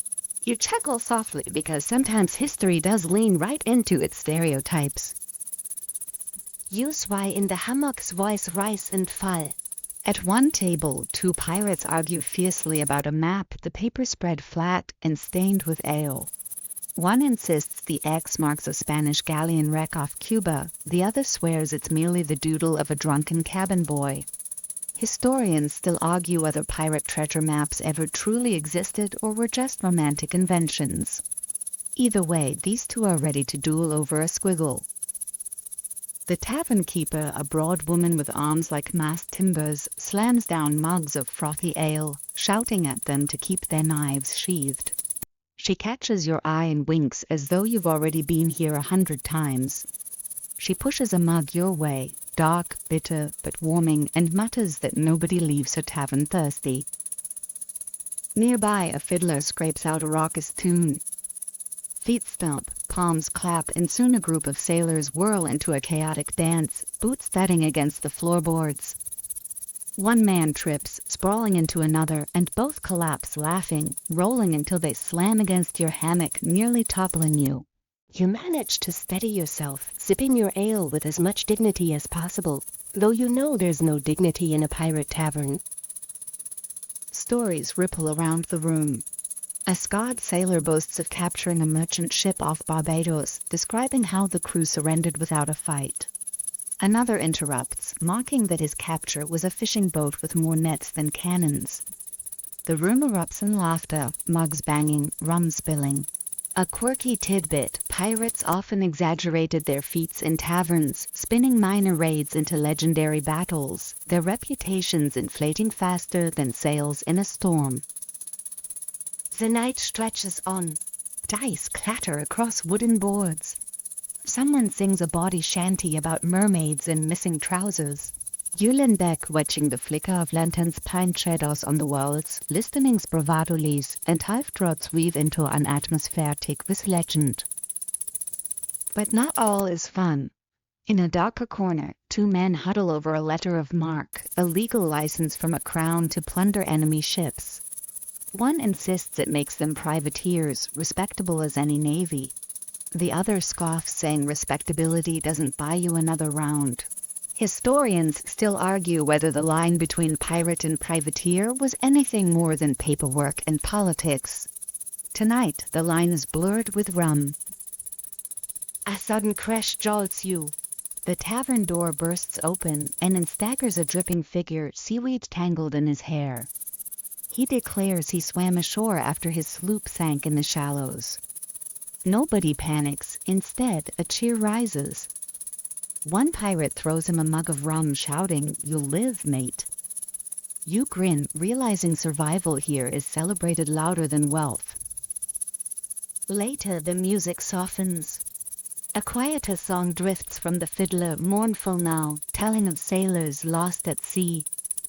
The room falls hushed. Even the parrot goes silent. For all their bravado, pirates lived with death as a constant companion. The song lingers like smoke, a reminder that tomorrow any one of them could sink beneath the waves. The tavern keeper clears plates of hardtack and salted pork. She sets a chunk before you, tough as wood but edible.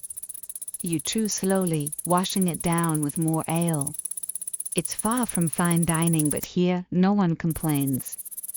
You imagine weeks at sea, bellies gnawing, this food tasting like a banquet after storms. As the night deepens, some pirates collapse in their hammocks or under tables. Others stagger outside, singing into the salty air. You remain, rocking gently, eyes half closed, lulled by the creak of beams and the soft fiddle. The tavern is quieter now, though still alive. Cards shuffle, dice roll, a low murmur of schemes and dreams. You glance at the map still lying forgotten on the table. The ale stains have blurred the lines, the supposed treasure now a blotch. You chuckle, wondering if centuries from now someone might find such scraps and declare them authentic pirate treasure maps. Historians still argue whether romance distorts memory or memory distorts romance. Your hammock sways, carrying you like a ship across calm seas. The fire in the hearth crackles low, shadows growing longer.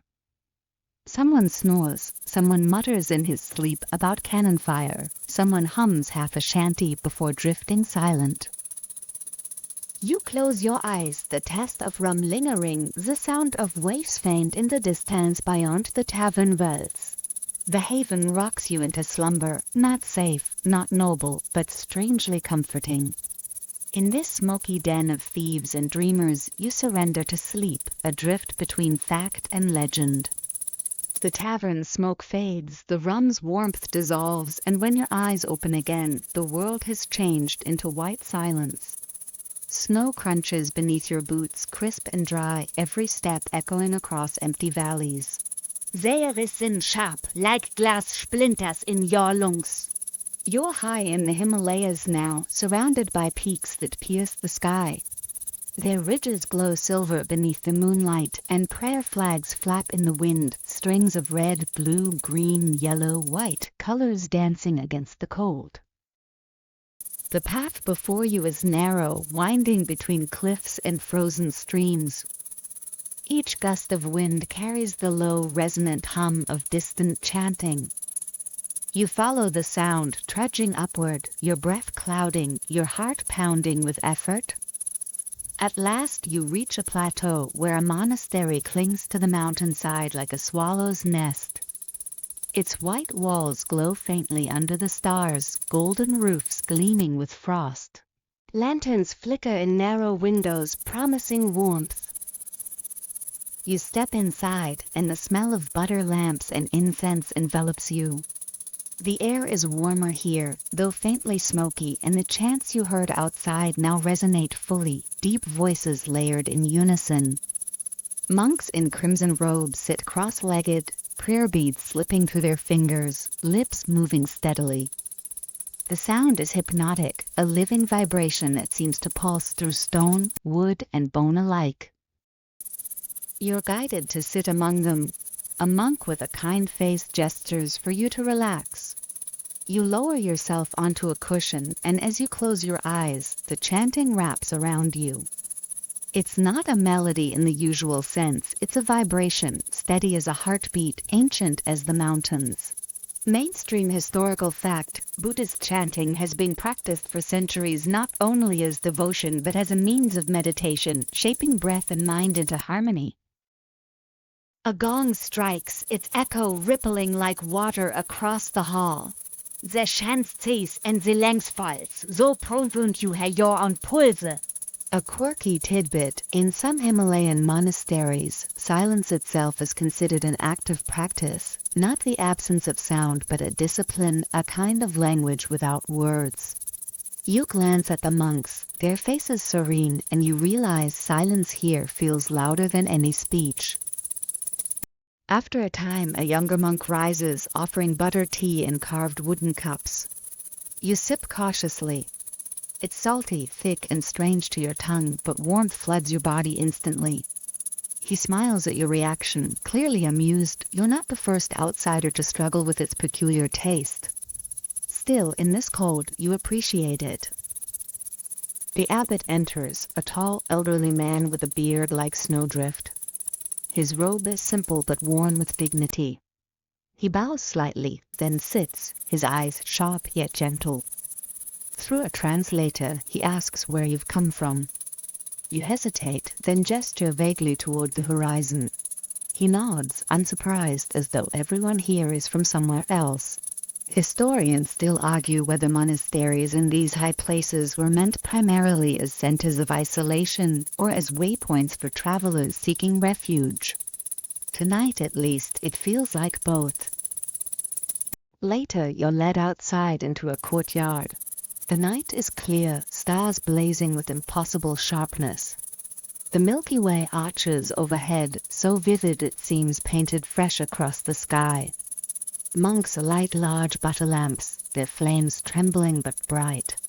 A bell tolls slowly, each strike resonating into the valleys below. The monks begin a slow, circular dance, their movements deliberate, robes swaying with each step. Their shadows wheel across the courtyard like companions. One monk explains softly that the dance represents the turning of the universe itself, the endless cycle of birth and death, beginning and ending folding into each other. You nod, though your mind is already slipping into a dreamlike haze, lulled by the rhythm of feet on stone and bells in the night air. Inside again, you're shown to a small room. Its walls are simple, hung with a single mandala painted in intricate detail, circles within circles, each symbol carrying weight you can't quite parse. The bedding is thin, but heavy wool blankets weight. You sit staring at the mandala. The longer you look, the more it feels alive, as though the patterns move, folding inward, then outward. A monk brings a bowl of rice and lentils, steaming and fragrant. It's plain but comforting, every bite grounding. He sits beside you, saying little, only humming a fragment of chant. You realize that here, words are not necessary. The food, the hum, the warmth of his presence, these are enough. When you lie down at last, the blankets heavy over you, the mountain wind rattles faintly at the shutters. You close your eyes and in the darkness the chants return, resonating not from outside but inside your chest, as though they've been planted there. Historians still argue whether chanting alters consciousness or simply focuses attention, but in this moment you don't care. The vibration has become your lullaby. The monastery breathes around you, its stones centuries old, its fires tended faithfully. The stars blaze above, the bells toll faintly, the prayer flags flutter in the wind. You drift, not downward but upward, as though sleep here is a kind of ascension, carrying you toward peaks higher than dreams. The cold peaks of the Himalayas fade into the haze of incense smoke, and when you open your eyes again, you're greeted by a completely different warmth. The air is thick, fragrant with cardamom, cloves, and roasted beans. You are seated on a low cushion in a bustling Ottoman coffeehouse, its walls tiled with intricate blue patterns that shimmer under lamplight. The sound here is not chanting but conversation, an overlapping river of voices, laughter, and the occasional clink of tiny porcelain cups being set back onto their saucers. A server approaches, balancing a long-handled seisvi, the small brass pot used to brew Turkish coffee. He pours slowly into your cup, the dark liquid swirling, its surface glossy and rich. You lift it to your lips. The taste is strong, almost earthy, with a sweet edge of sugar that lingers at the tip of your tongue. A quirky tidbit: in some Ottoman households, a bride's coffee-making skills were actually used as a test before marriage proposals. If she brewed it well, it was seen as a sign of both patience and competence. You smile at the thought, sipping again, thankful no one is grading your technique tonight. Around you, the room hums with stories. At one table, a group of merchants argue about caravan routes, each insisting their goods, silk, spices, or glassware, will dominate the next season's markets. At another, two scholars debate philosophy, one quoting Aristotle, the other countering with a Sufi poet's verse. Historians still argue whether coffeehouses were truly schools of the wise or simply places for gossip disguised as intellectual sparring. Judging by the dramatic hand gestures in every corner, you suspect both. The walls themselves seem to join in the conversation. Carpets hang richly colored, softening the sound, while brass lamps dangle low, their flames flickering like restless thoughts. Smoke from long-stemmed pipes drifts upward, curling lazily before vanishing. You catch the scent of apple tobacco, sweet and heavy, mixing with the coffee until the very air feels intoxicating. A poet takes center stage suddenly, standing with a dramatic flourish.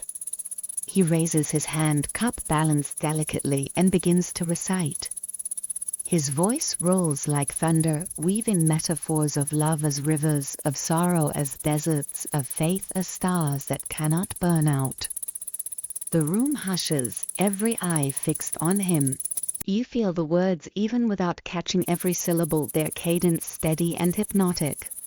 Mainstream historical fact: Ottoman coffeehouses were indeed stages for poets, storytellers, and shadow puppet performers, places where art and caffeine mingled into something social and electric. When the poet ends, applause breaks out, cups clinking in approval. Somione shoots a witty retort, sparking Laukata. Another poet, clearly unimpressed, mutters into his beard that the performance was all smoke and no fire. The banter spirals, good-natured but sharp, like rap battles centuries before the term existed. You grin, realizing that competitive wordplay has always been humanity's favorite sport. The server returns, this time bringing a small dish of lokum, Turkish delight, dusted with powdered sugar. You beat into one, the rose-flavored sweetness almost startling against the bitter coffee. The contrast delights your tongue, and you find yourself reaching for another before you even finish the first. Near the back of the room, a group of older men play backgammon, their boards clattering with each move.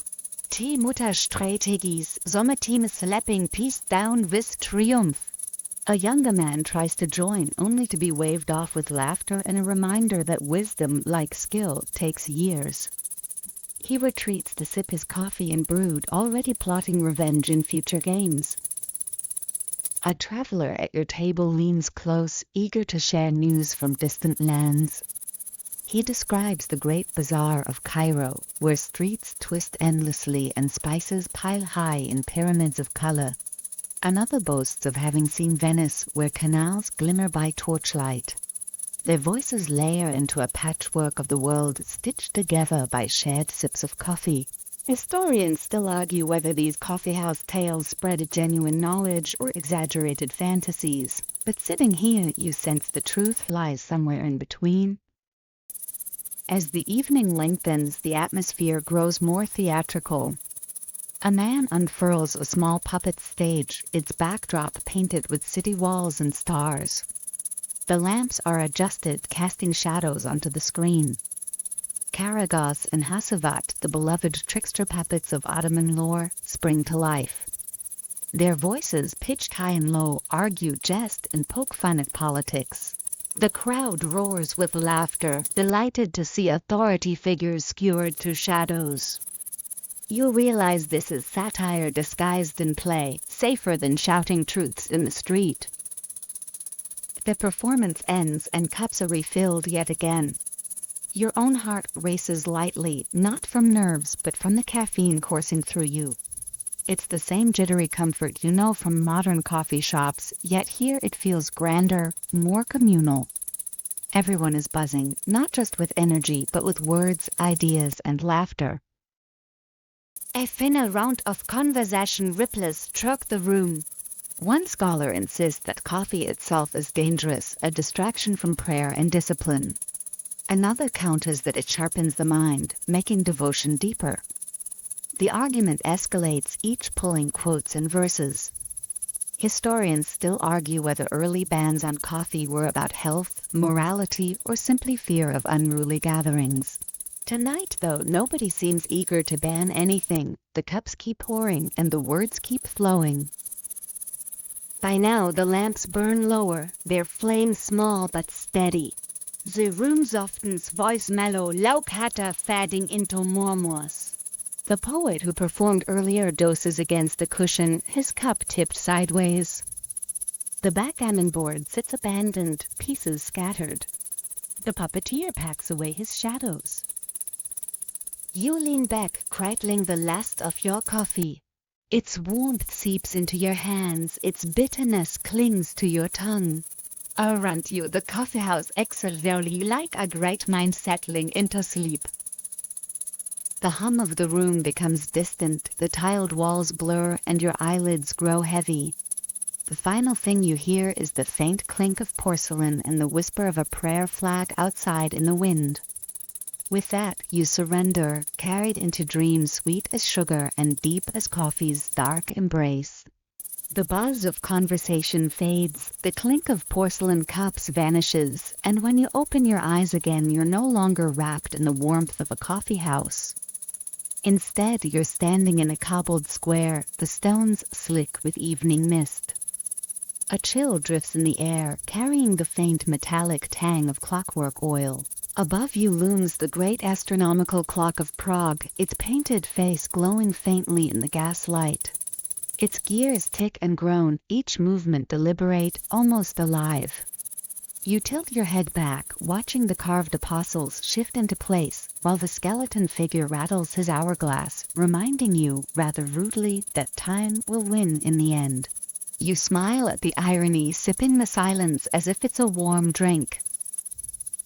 A historical fact to anchor you: this clock, built in the early 15th century, is one of the oldest astronomical clocks still operating today. It shows not only the hour but the position of the sun, moon, and zodiac signs, a miniature cosmos captured in brass and paint. But locals long whispered a more curious tidbit. They believed the clock was cursed, and if it ever stopped, terrible misfortune would fall on Prague.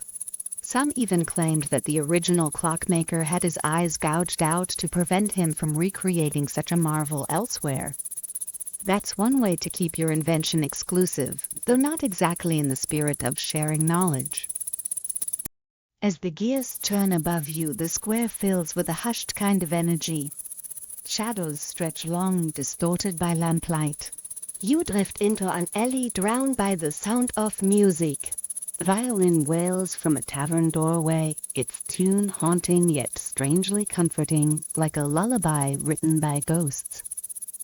Inside, patrons huddle at wooden tables, tankards raised. One man slams his fist down, declaring that Rudolph II's court once hosted alchemists who tried to turn lead into gold right here in Prague. Another laughs, insisting it was all smoke and mirrors. Historians still argue whether those so-called alchemists were genuine seekers of knowledge or clever charlatans fleecing the emperor's treasury. You sip from a mug placed in your hand by some unseen server. The beer is dark, malty, with a foam that clings stubbornly to your lips. You can't help but chuckle. Prague is famous for brewing after all, and in this city beer feels less like a drink and more like a cultural identity. You raise the mug in a silent toast to all the monks who perfected brewing long before Starbucks dreamed of foam art. In a corner, two storytellers lean close, their voices just loud enough for you to catch. One swears he's seen the Golem of Prague, a creature of clay brought to life by Rabbi Lewis in the 16th century to protect the Jewish community from persecution. The other scoffs but listens anyway, shivering a little as the tale grows darker. The golem, they say, grew too powerful, stomping through streets until it had to be deactivated, its body hidden in an attic of the old new synagogue. Quirky or fringe? Absolutely. But the story lingers, half believed, half dismissed, woven into the fabric of the city's identity. You lean in closer, the crackle of firewood adding weight to the tale. Outside again, the mist thickens, cloaking statues and spires. Prague at night feels like a chessboard where every piece might start moving on its own. The Charles Bridge stretches ahead, lined with silent saints whose eyes seem to follow you as you walk. The river below reflects lantern light in shimmering strokes, rippling as though painting itself anew with each breath of wind. On the bridge, a group of astronomers set up a brass telescope, its polished tube aimed at the stars. They argue, pointing upward, debating whether the comet streaking faintly across the sky heralds disaster or discovery. One insists it's an omen of war, another that it's a sign of renewal. Historians still argue whether medieval Europeans truly believed celestial events dictated human fate, or whether that belief was amplified later by storytellers. Either way, the sight of the comet gliding silently above feels oddly personal, as if the universe itself has decided to leave you a nightlight. The clock chimes again in the distance, its deep, resonant clang rolling across the rooftops. You glance back, and for a moment you could swear the skeleton figure on the dial gives you a cheeky wink. Maybe it's the beer. Maybe it's the way shadows play tricks on tired eyes. Or maybe, just maybe, Prague really does bend time when it feels like it. You wander into another square where an old man is tinkering with a pocket watch. He beckons you closer, holding it open so you can see the miniature gears spinning. Every gear has its place, he whispers, his voice raspy, but even the smallest tooth matters. Forget it, and time falters. His eyes glint with mischief, and you realize he's less concerned with watches than with people, as if the whole city is one vast mechanism, each citizen a gear. You nod, pocketing the lesson, even if you're not sure what it means yet. From a high tower, bells toll, and their echoes overlap, weaving into a deep, metallic harmony.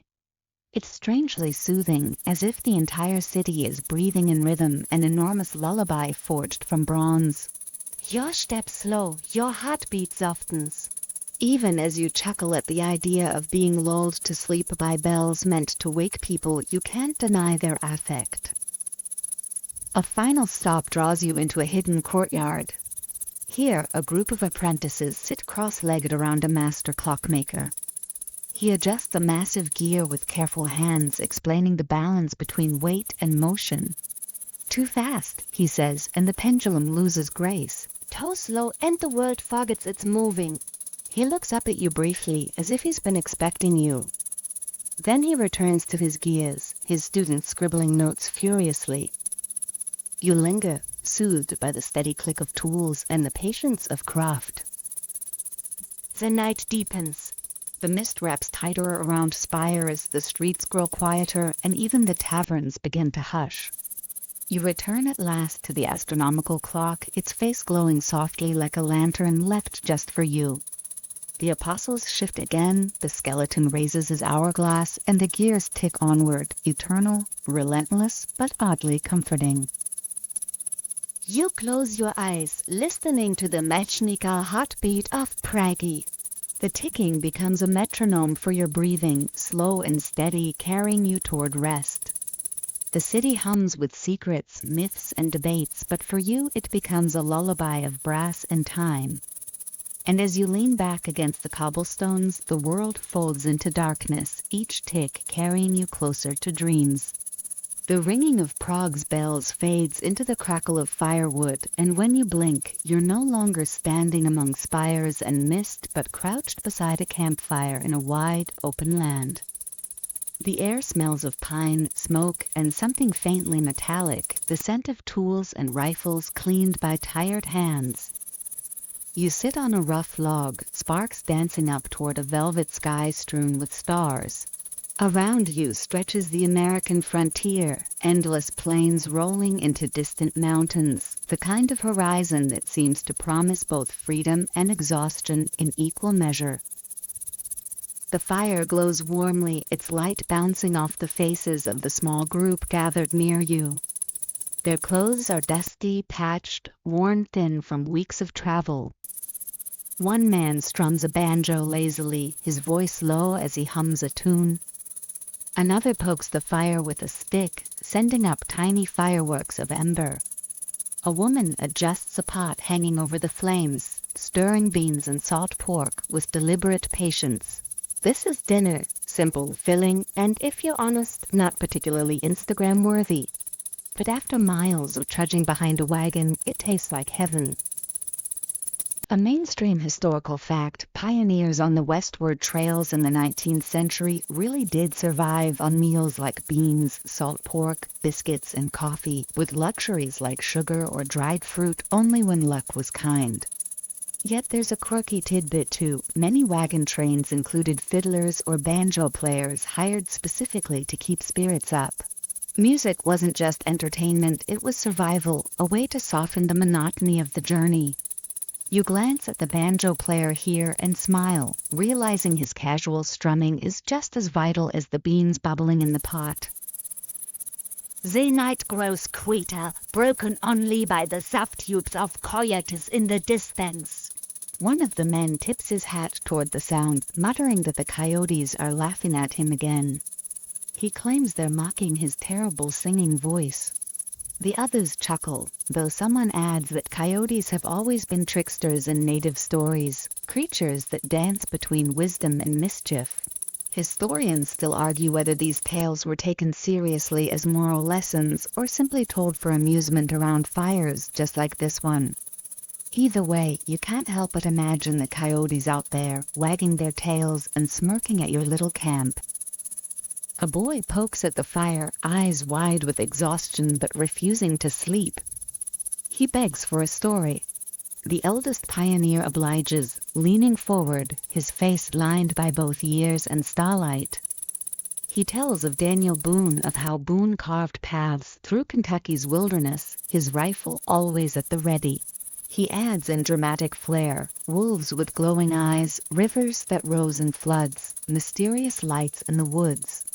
The boy gasps, enthralled, while the adults exchange knowing smiles. Historians still argue whether Boone's exploits were truly as legendary as the stories claim, but you can feel how tales like this were fuel for courage, keeping weary travelers moving west. The pot is finally lifted from the fire and tin plates are passed around. The beans are hot, smoky, and filling, sticking to your ribs. You savor each bite, knowing tomorrow it will taste the same but somehow still feel like a blessing. Someone produces coffee, thick and black, brewed in a soot-stained pot. You take a sip, nearly choke, then laugh softly. It's more grit than liquid, but out here, caffeine is worth any texture. When the meal ends, the banjo player strikes up a livelier tune. A couple stands and begins to dance, boots scuffing the dirt, skirts swirling just enough to catch the firelight. The boy claps along, trying to mimic the steps. The laughter is warm, contagious. You realize that despite hardship, despite long roads and uncertain futures, joy finds its way into these nights. Later, when the music fades, the talk turns serious. The pioneers speak of the land ahead, of mountains that rise so high wagons may never pass, of rivers too wide to ford. One mentions rumors of gold gleaming in California streams, enough to make every man rich beyond measure. Another warns that such dreams are traps, that gold is more likely to ruin lives than mend them. Historians still argue whether the promise of gold or the lure of farmland was the greater driving force behind the westward push. But here, beside the fire, both sound equally impossible and equally worth chasing. The coyotes call again, closer this time, their cries blending like a ragged choir. The pioneers glance at one another but remain calm. Coyotes rarely pose real danger, but their voices remind everyone that wilderness surrounds them, vast and untamed. You listen carefully, realizing the halls rise and fall like song, a natural harmony woven into the night. For a moment, it feels as though the land itself is singing along. The boy finally succumbs to sleep, curled against a blanket, his breathing soft. The elders grow quieter too, their words slower, thicker. Someone shares a Bible verse, another answers with a scrap of poetry remembered from school. The stars swell slowly above the bright neck to cast faint shadows on the ground. You tilt your head back, marveling at how many constellations can be seen when cities and lamplight are nowhere near. You imagine the pioneers mapping their hopes onto these stars, each glimmer a silent promise that tomorrow's path would be worth walking. One man mutters a joke about how if they keep eating beans every night, they'll power the wagons themselves. Laughter erupts, shaking the weariness away for a brief moment. Humor, you realize, is essential. Here's firewood. Without it, the road would be unbearable. The fire burns lower, logs collapsing into glowing coals. One by one, the pioneers drift into sleep, their breaths steady, their boots still dusty at their sides. The banjo rests against the wagon wheel, silent now, strings cooling in the night air. The coyote's cries fade, replaced by the soft rustle of wind through grass. You remain by the embers, letting their warmth seep into your skin. The vast prairie stretches out around you, endless and calm, like an ocean frozen in place. Somewhere out there lie mountains, rivers, fortunes, and failures, but for now, there is only the quiet rhythm of fire and breath. Your eyelids grow heavy, your body lining into the lull of the frontier night. The stars blur slightly, their sharp edges softening as though someone has taken a paintbrush and smeared the sky into dreamscape. The last thing you hear before drifting off is the faintest chuckle of a coyote, mocking maybe, but oddly comforting too. The prairie breaks fades, the Kreuzlaubkeiter dissolves, and when you open your eyes again you are walking down a narrow street lit by gas lamps. The air is thick with fog, clinging to your coat, curling around your boots. Each step echoes against damp cobblestones, a lonely rhythm in the stillness. Welcome to London, Victorian London, where Steinswills, horse hooves clatter in the distance, and the fog feels almost alive, like it's listening for secrets. You pass under a lamp, its glass blackened with smoke, the flame inside flickering uncertainly. Gaslight, a wonder of modern invention in the 19th century, transformed the city, extending activity far into the night. A mainstream historical fact, London was one of the first cities to adopt widespread gas street lighting, beginning in the early 1800s. Yet not everyone trusted it. Some feared the lamps wasted fuel or would poison the air. A quirky tidbit. The term gaslighting, which today means psychological manipulation, originated from a 1938 play where a husband dims the lights to make his wife doubt her sanity. You can't help but grin at the irony of learning that here, under an actual gas lamp, its glow uncertain in the fog.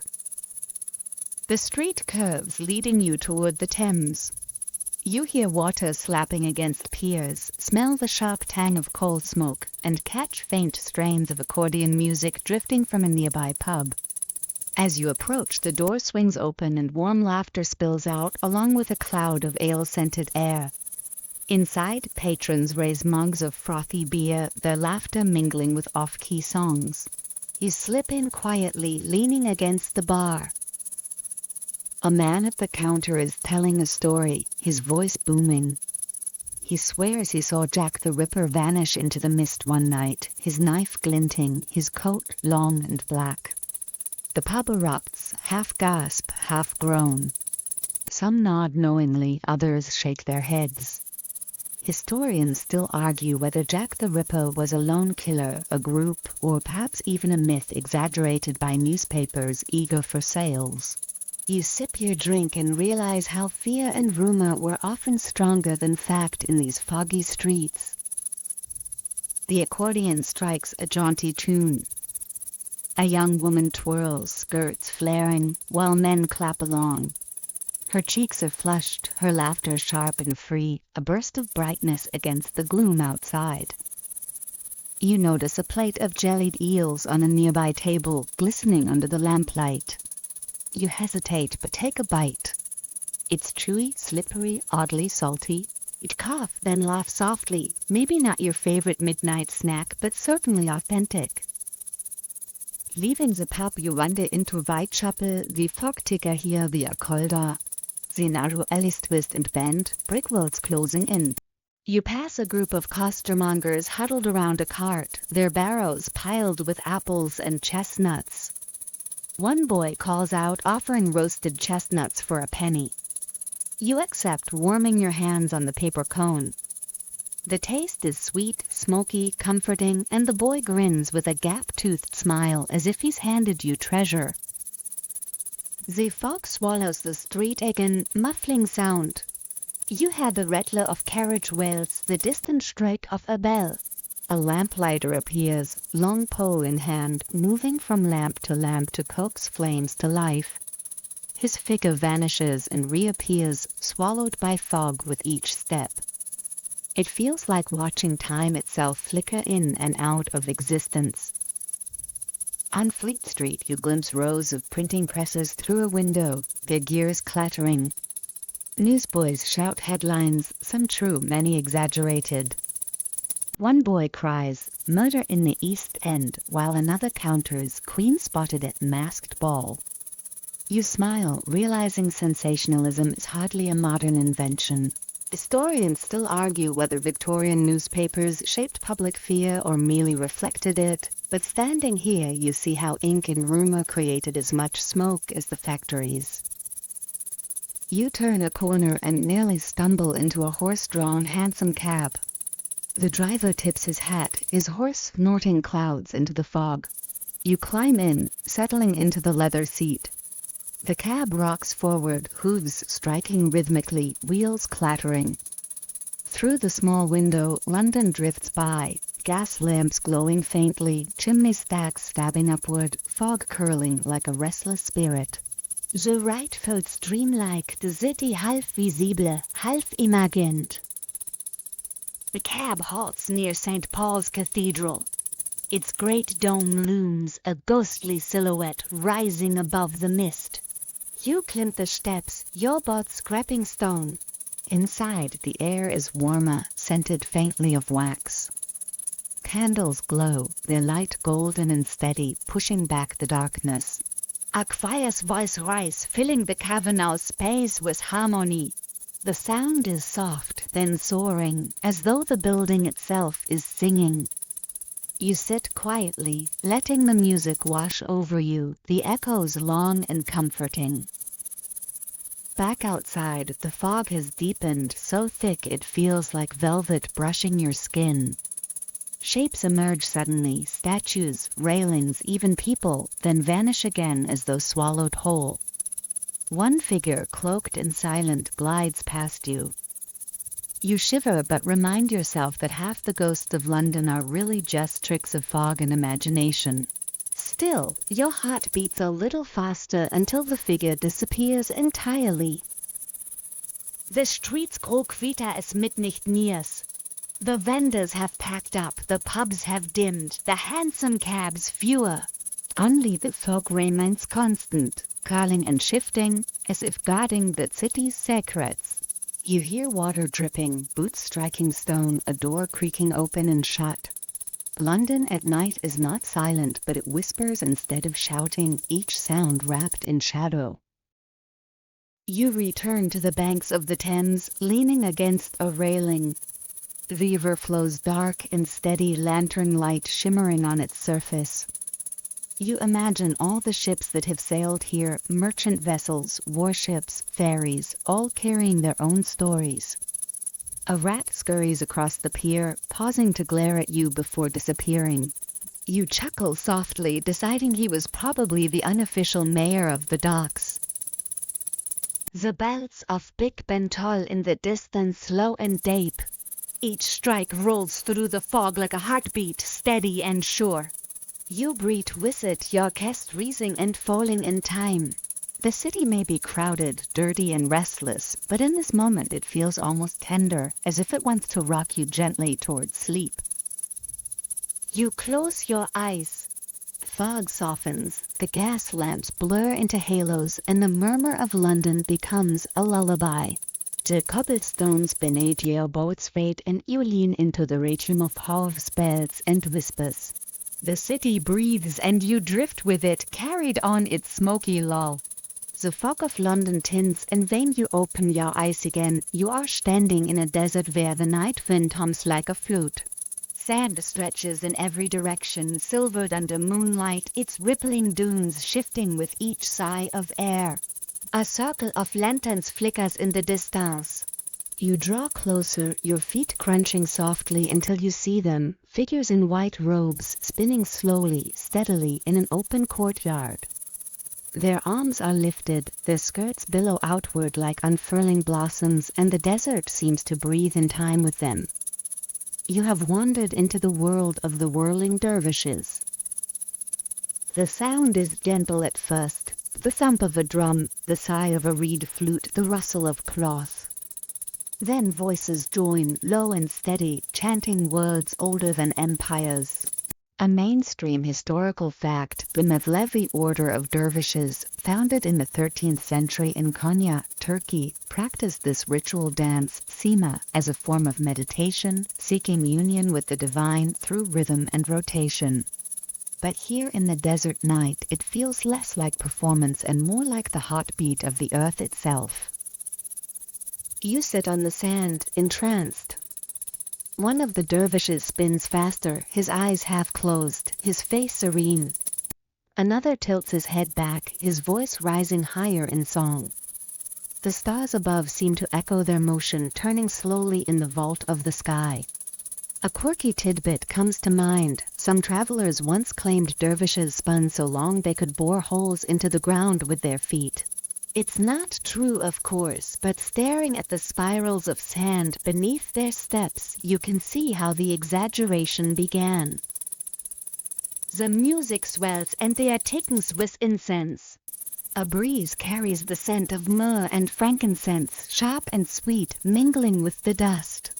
You close your eyes, letting the rhythm pull you inward, your body swaying slightly without permission. You feel the hum of it in your ribs, as if your own heart has joined the circle. Behind you, elders sit cross-legged, watching with calm reverence. Their lips move in silent prayers, their hands resting lightly on their knees.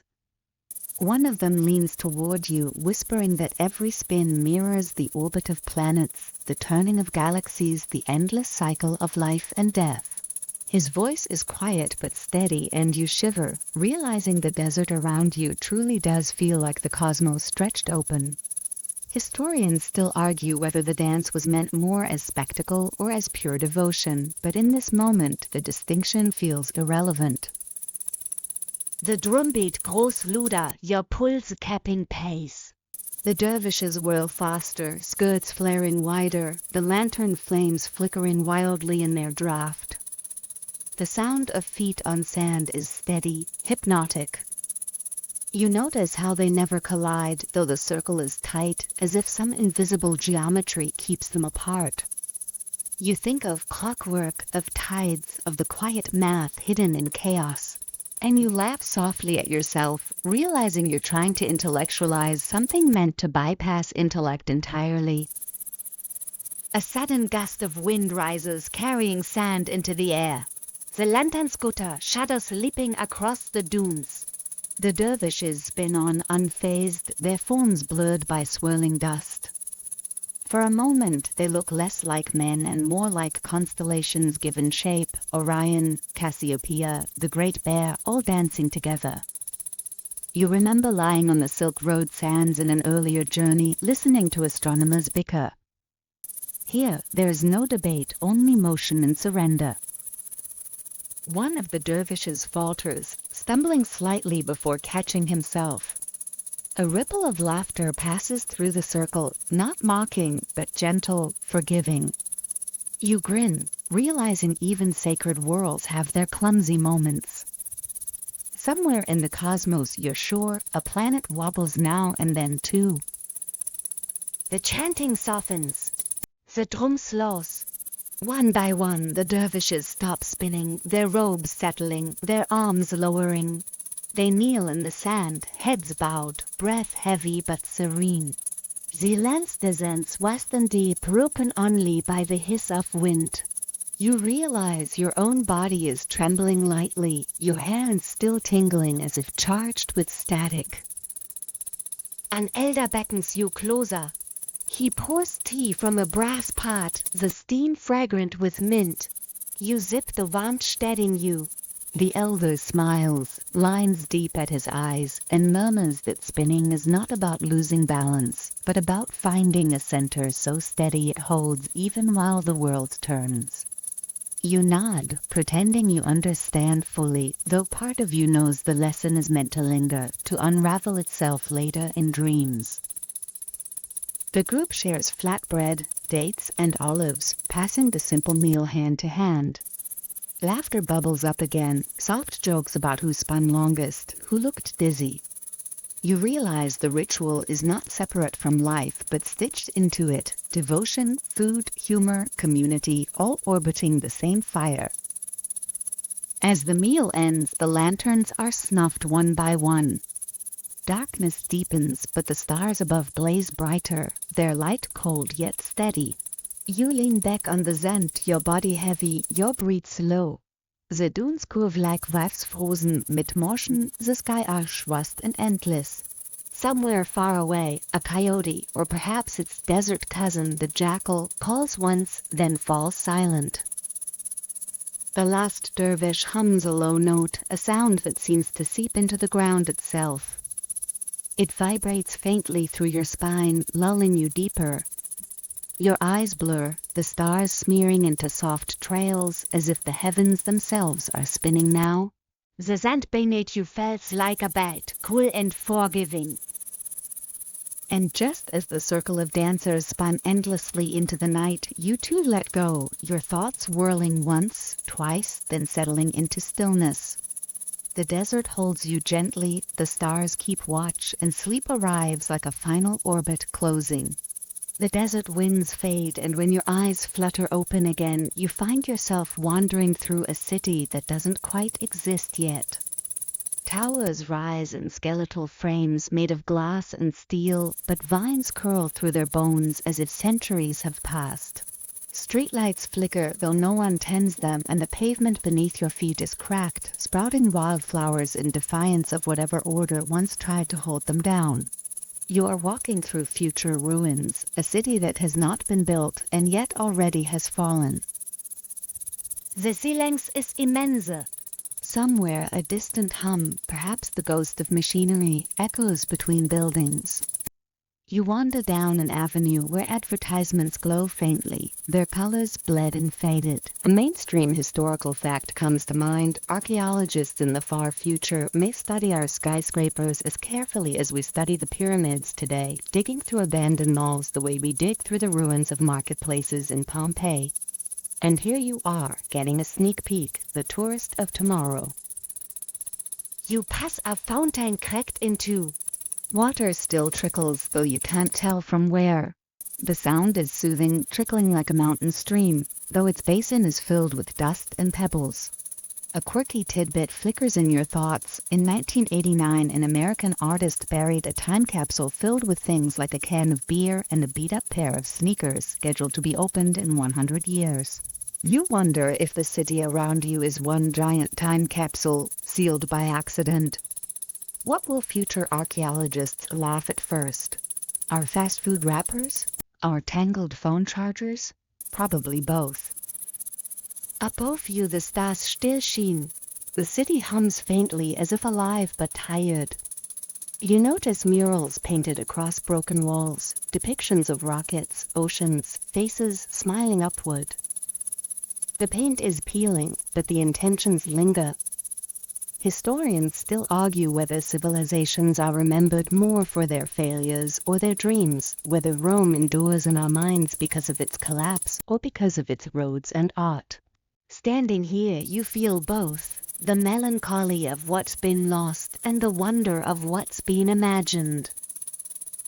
You step into a building that might have been a library. Shelves stand crooked, their wood rotting, their glass shattered. Books lie strewn across the floor, some crumbling to dust, others preserved oddly well. You kneel, brushing off sand, and open one. The words blur into symbols you don't quite recognize. Perhaps the language of the future will change so much that even familiar letters look alien. You smile at the thought that someone, centuries from now, might find our memes and wonder what on earth rickrawling was supposed to mean. The air inside smells faintly metallic, like rain against rust. You walk deeper, your footsteps echoing. In a back room, you find broken screens, their faces black and lifeless. You imagine the scholars of tomorrow trying to decode social media feeds the way we decipher cuneiform tablets, squinting at emoji strings and hashtags, wondering if hashtag mood was an invocation of a deity or a spell to summon calm. You chuckle softly, the sound to loot in the hollow building. Back outside, the wind picks up. Dust spirals through the streets, catching against your clothes. In the distance, you see a collapsed bridge, its arches broken but graceful still. You climb onto it carefully, the stone cool beneath your hands, and look down into what was once a riverbed. Dry now, but still etched with the memory of water. You sit on the edge, legs dangling, and let your body relax into the stillness. Somewhere in the ruins are tolls. Not electronic, not digital, just a heavy metal bell swinging on its own. Its tone is low, carrying across the empty streets. You feel it in your chest, steady and solemn. Feels like both an ending and a beginning. Night deepens. The city glows faintly as if starlight itself has been woven into its cracked windows. You walk slowly now, your body heavy, your eyes half-lidded. You pass doorways where vines drape like curtains, steps where wild cats might sleep, benches where no one sits but where the air still remembers conversations. You imagine lovers who once met here, workers rushing home, children running barefoot across tiles. The gust of daily life linger even when stone crumbles. At the edge of the city you find a wide square. In its center, a statue stands half-toppled, its features worn beyond recognition. Maybe it was a hero, maybe a ruler, maybe just someone who paid enough to have their face immortalized. Now it is faceless, anonymous, swallowed by time. You wonder whether that's the fate of every monument, dust reclaiming ego. But in the moonlight, the broken statue doesn't look defeated. It looks serene, as though it was waiting all along to rest. You lie down on the steps of the square, your body stretched across cool stone. The stars above seem impossibly bright, shimmering as if they're closer now. The city fades into a blur around you. You feel the warmth against your skin, the earth steady beneath you. Your breathing slows, syncing with the distant hum of whatever forgotten machinery still beats faintly here. And as your eyelids drift lower, you realize these ruins are not sad but gentle. They remind you that everything ends, yes, but also that everything leaves traces, echoes, whispers. Just as you wandered through the library of Alexandria, through Roman baths, through lantern-lit Kyoto streets, now you walk through tomorrow, leaving footprints for someone else to wonder about. You smile once more, then let go, the city dissolving into a dream, the future wrapping you in silence. And now, as the last vision fades, let the rhythm of your breath soften. The ruins of tomorrow dissolve completely, leaving only a wide, dark sky filled with endless stars. The air is slower here, almost syrupy in how it carries you. You can feel your body melting into the mattress beneath you, each limb heavy, each muscle loosened. The stories we walked through, baths and gardens, ships and monasteries, libraries and deserts, they've all been stitched together, thread by thread, until they form a quiet quilt of memory. Each tale was a step, each image a lantern, and now they flicker dimly, their light drifting away until you're left with only calm. Your mind may try to chase one more thought, one more detail, but you don't need to follow. Just let it pass, like a cloud crossing a summer sky. There's nothing more to hold, nothing more to keep awake for. The fan hums gently in the background. The room is yours, safe and still. Outside, the world continues its spinning, like the dervishes, like the stars, like every orbit that never ends. But here you can rest. So breathe in, long and slow. Exhale even longer. Let your heartbeat settle into a steady rhythm, a drumfer gentler Ton, die ohne Stadtkarit you nicht. And now let the silence wrap you. Let your eyelids sink fully closed. Sleep comes like a tide, soft and unstoppable, carrying you far away, where the stories keep on turning quietly without need of words. Good night. Sweet dreams.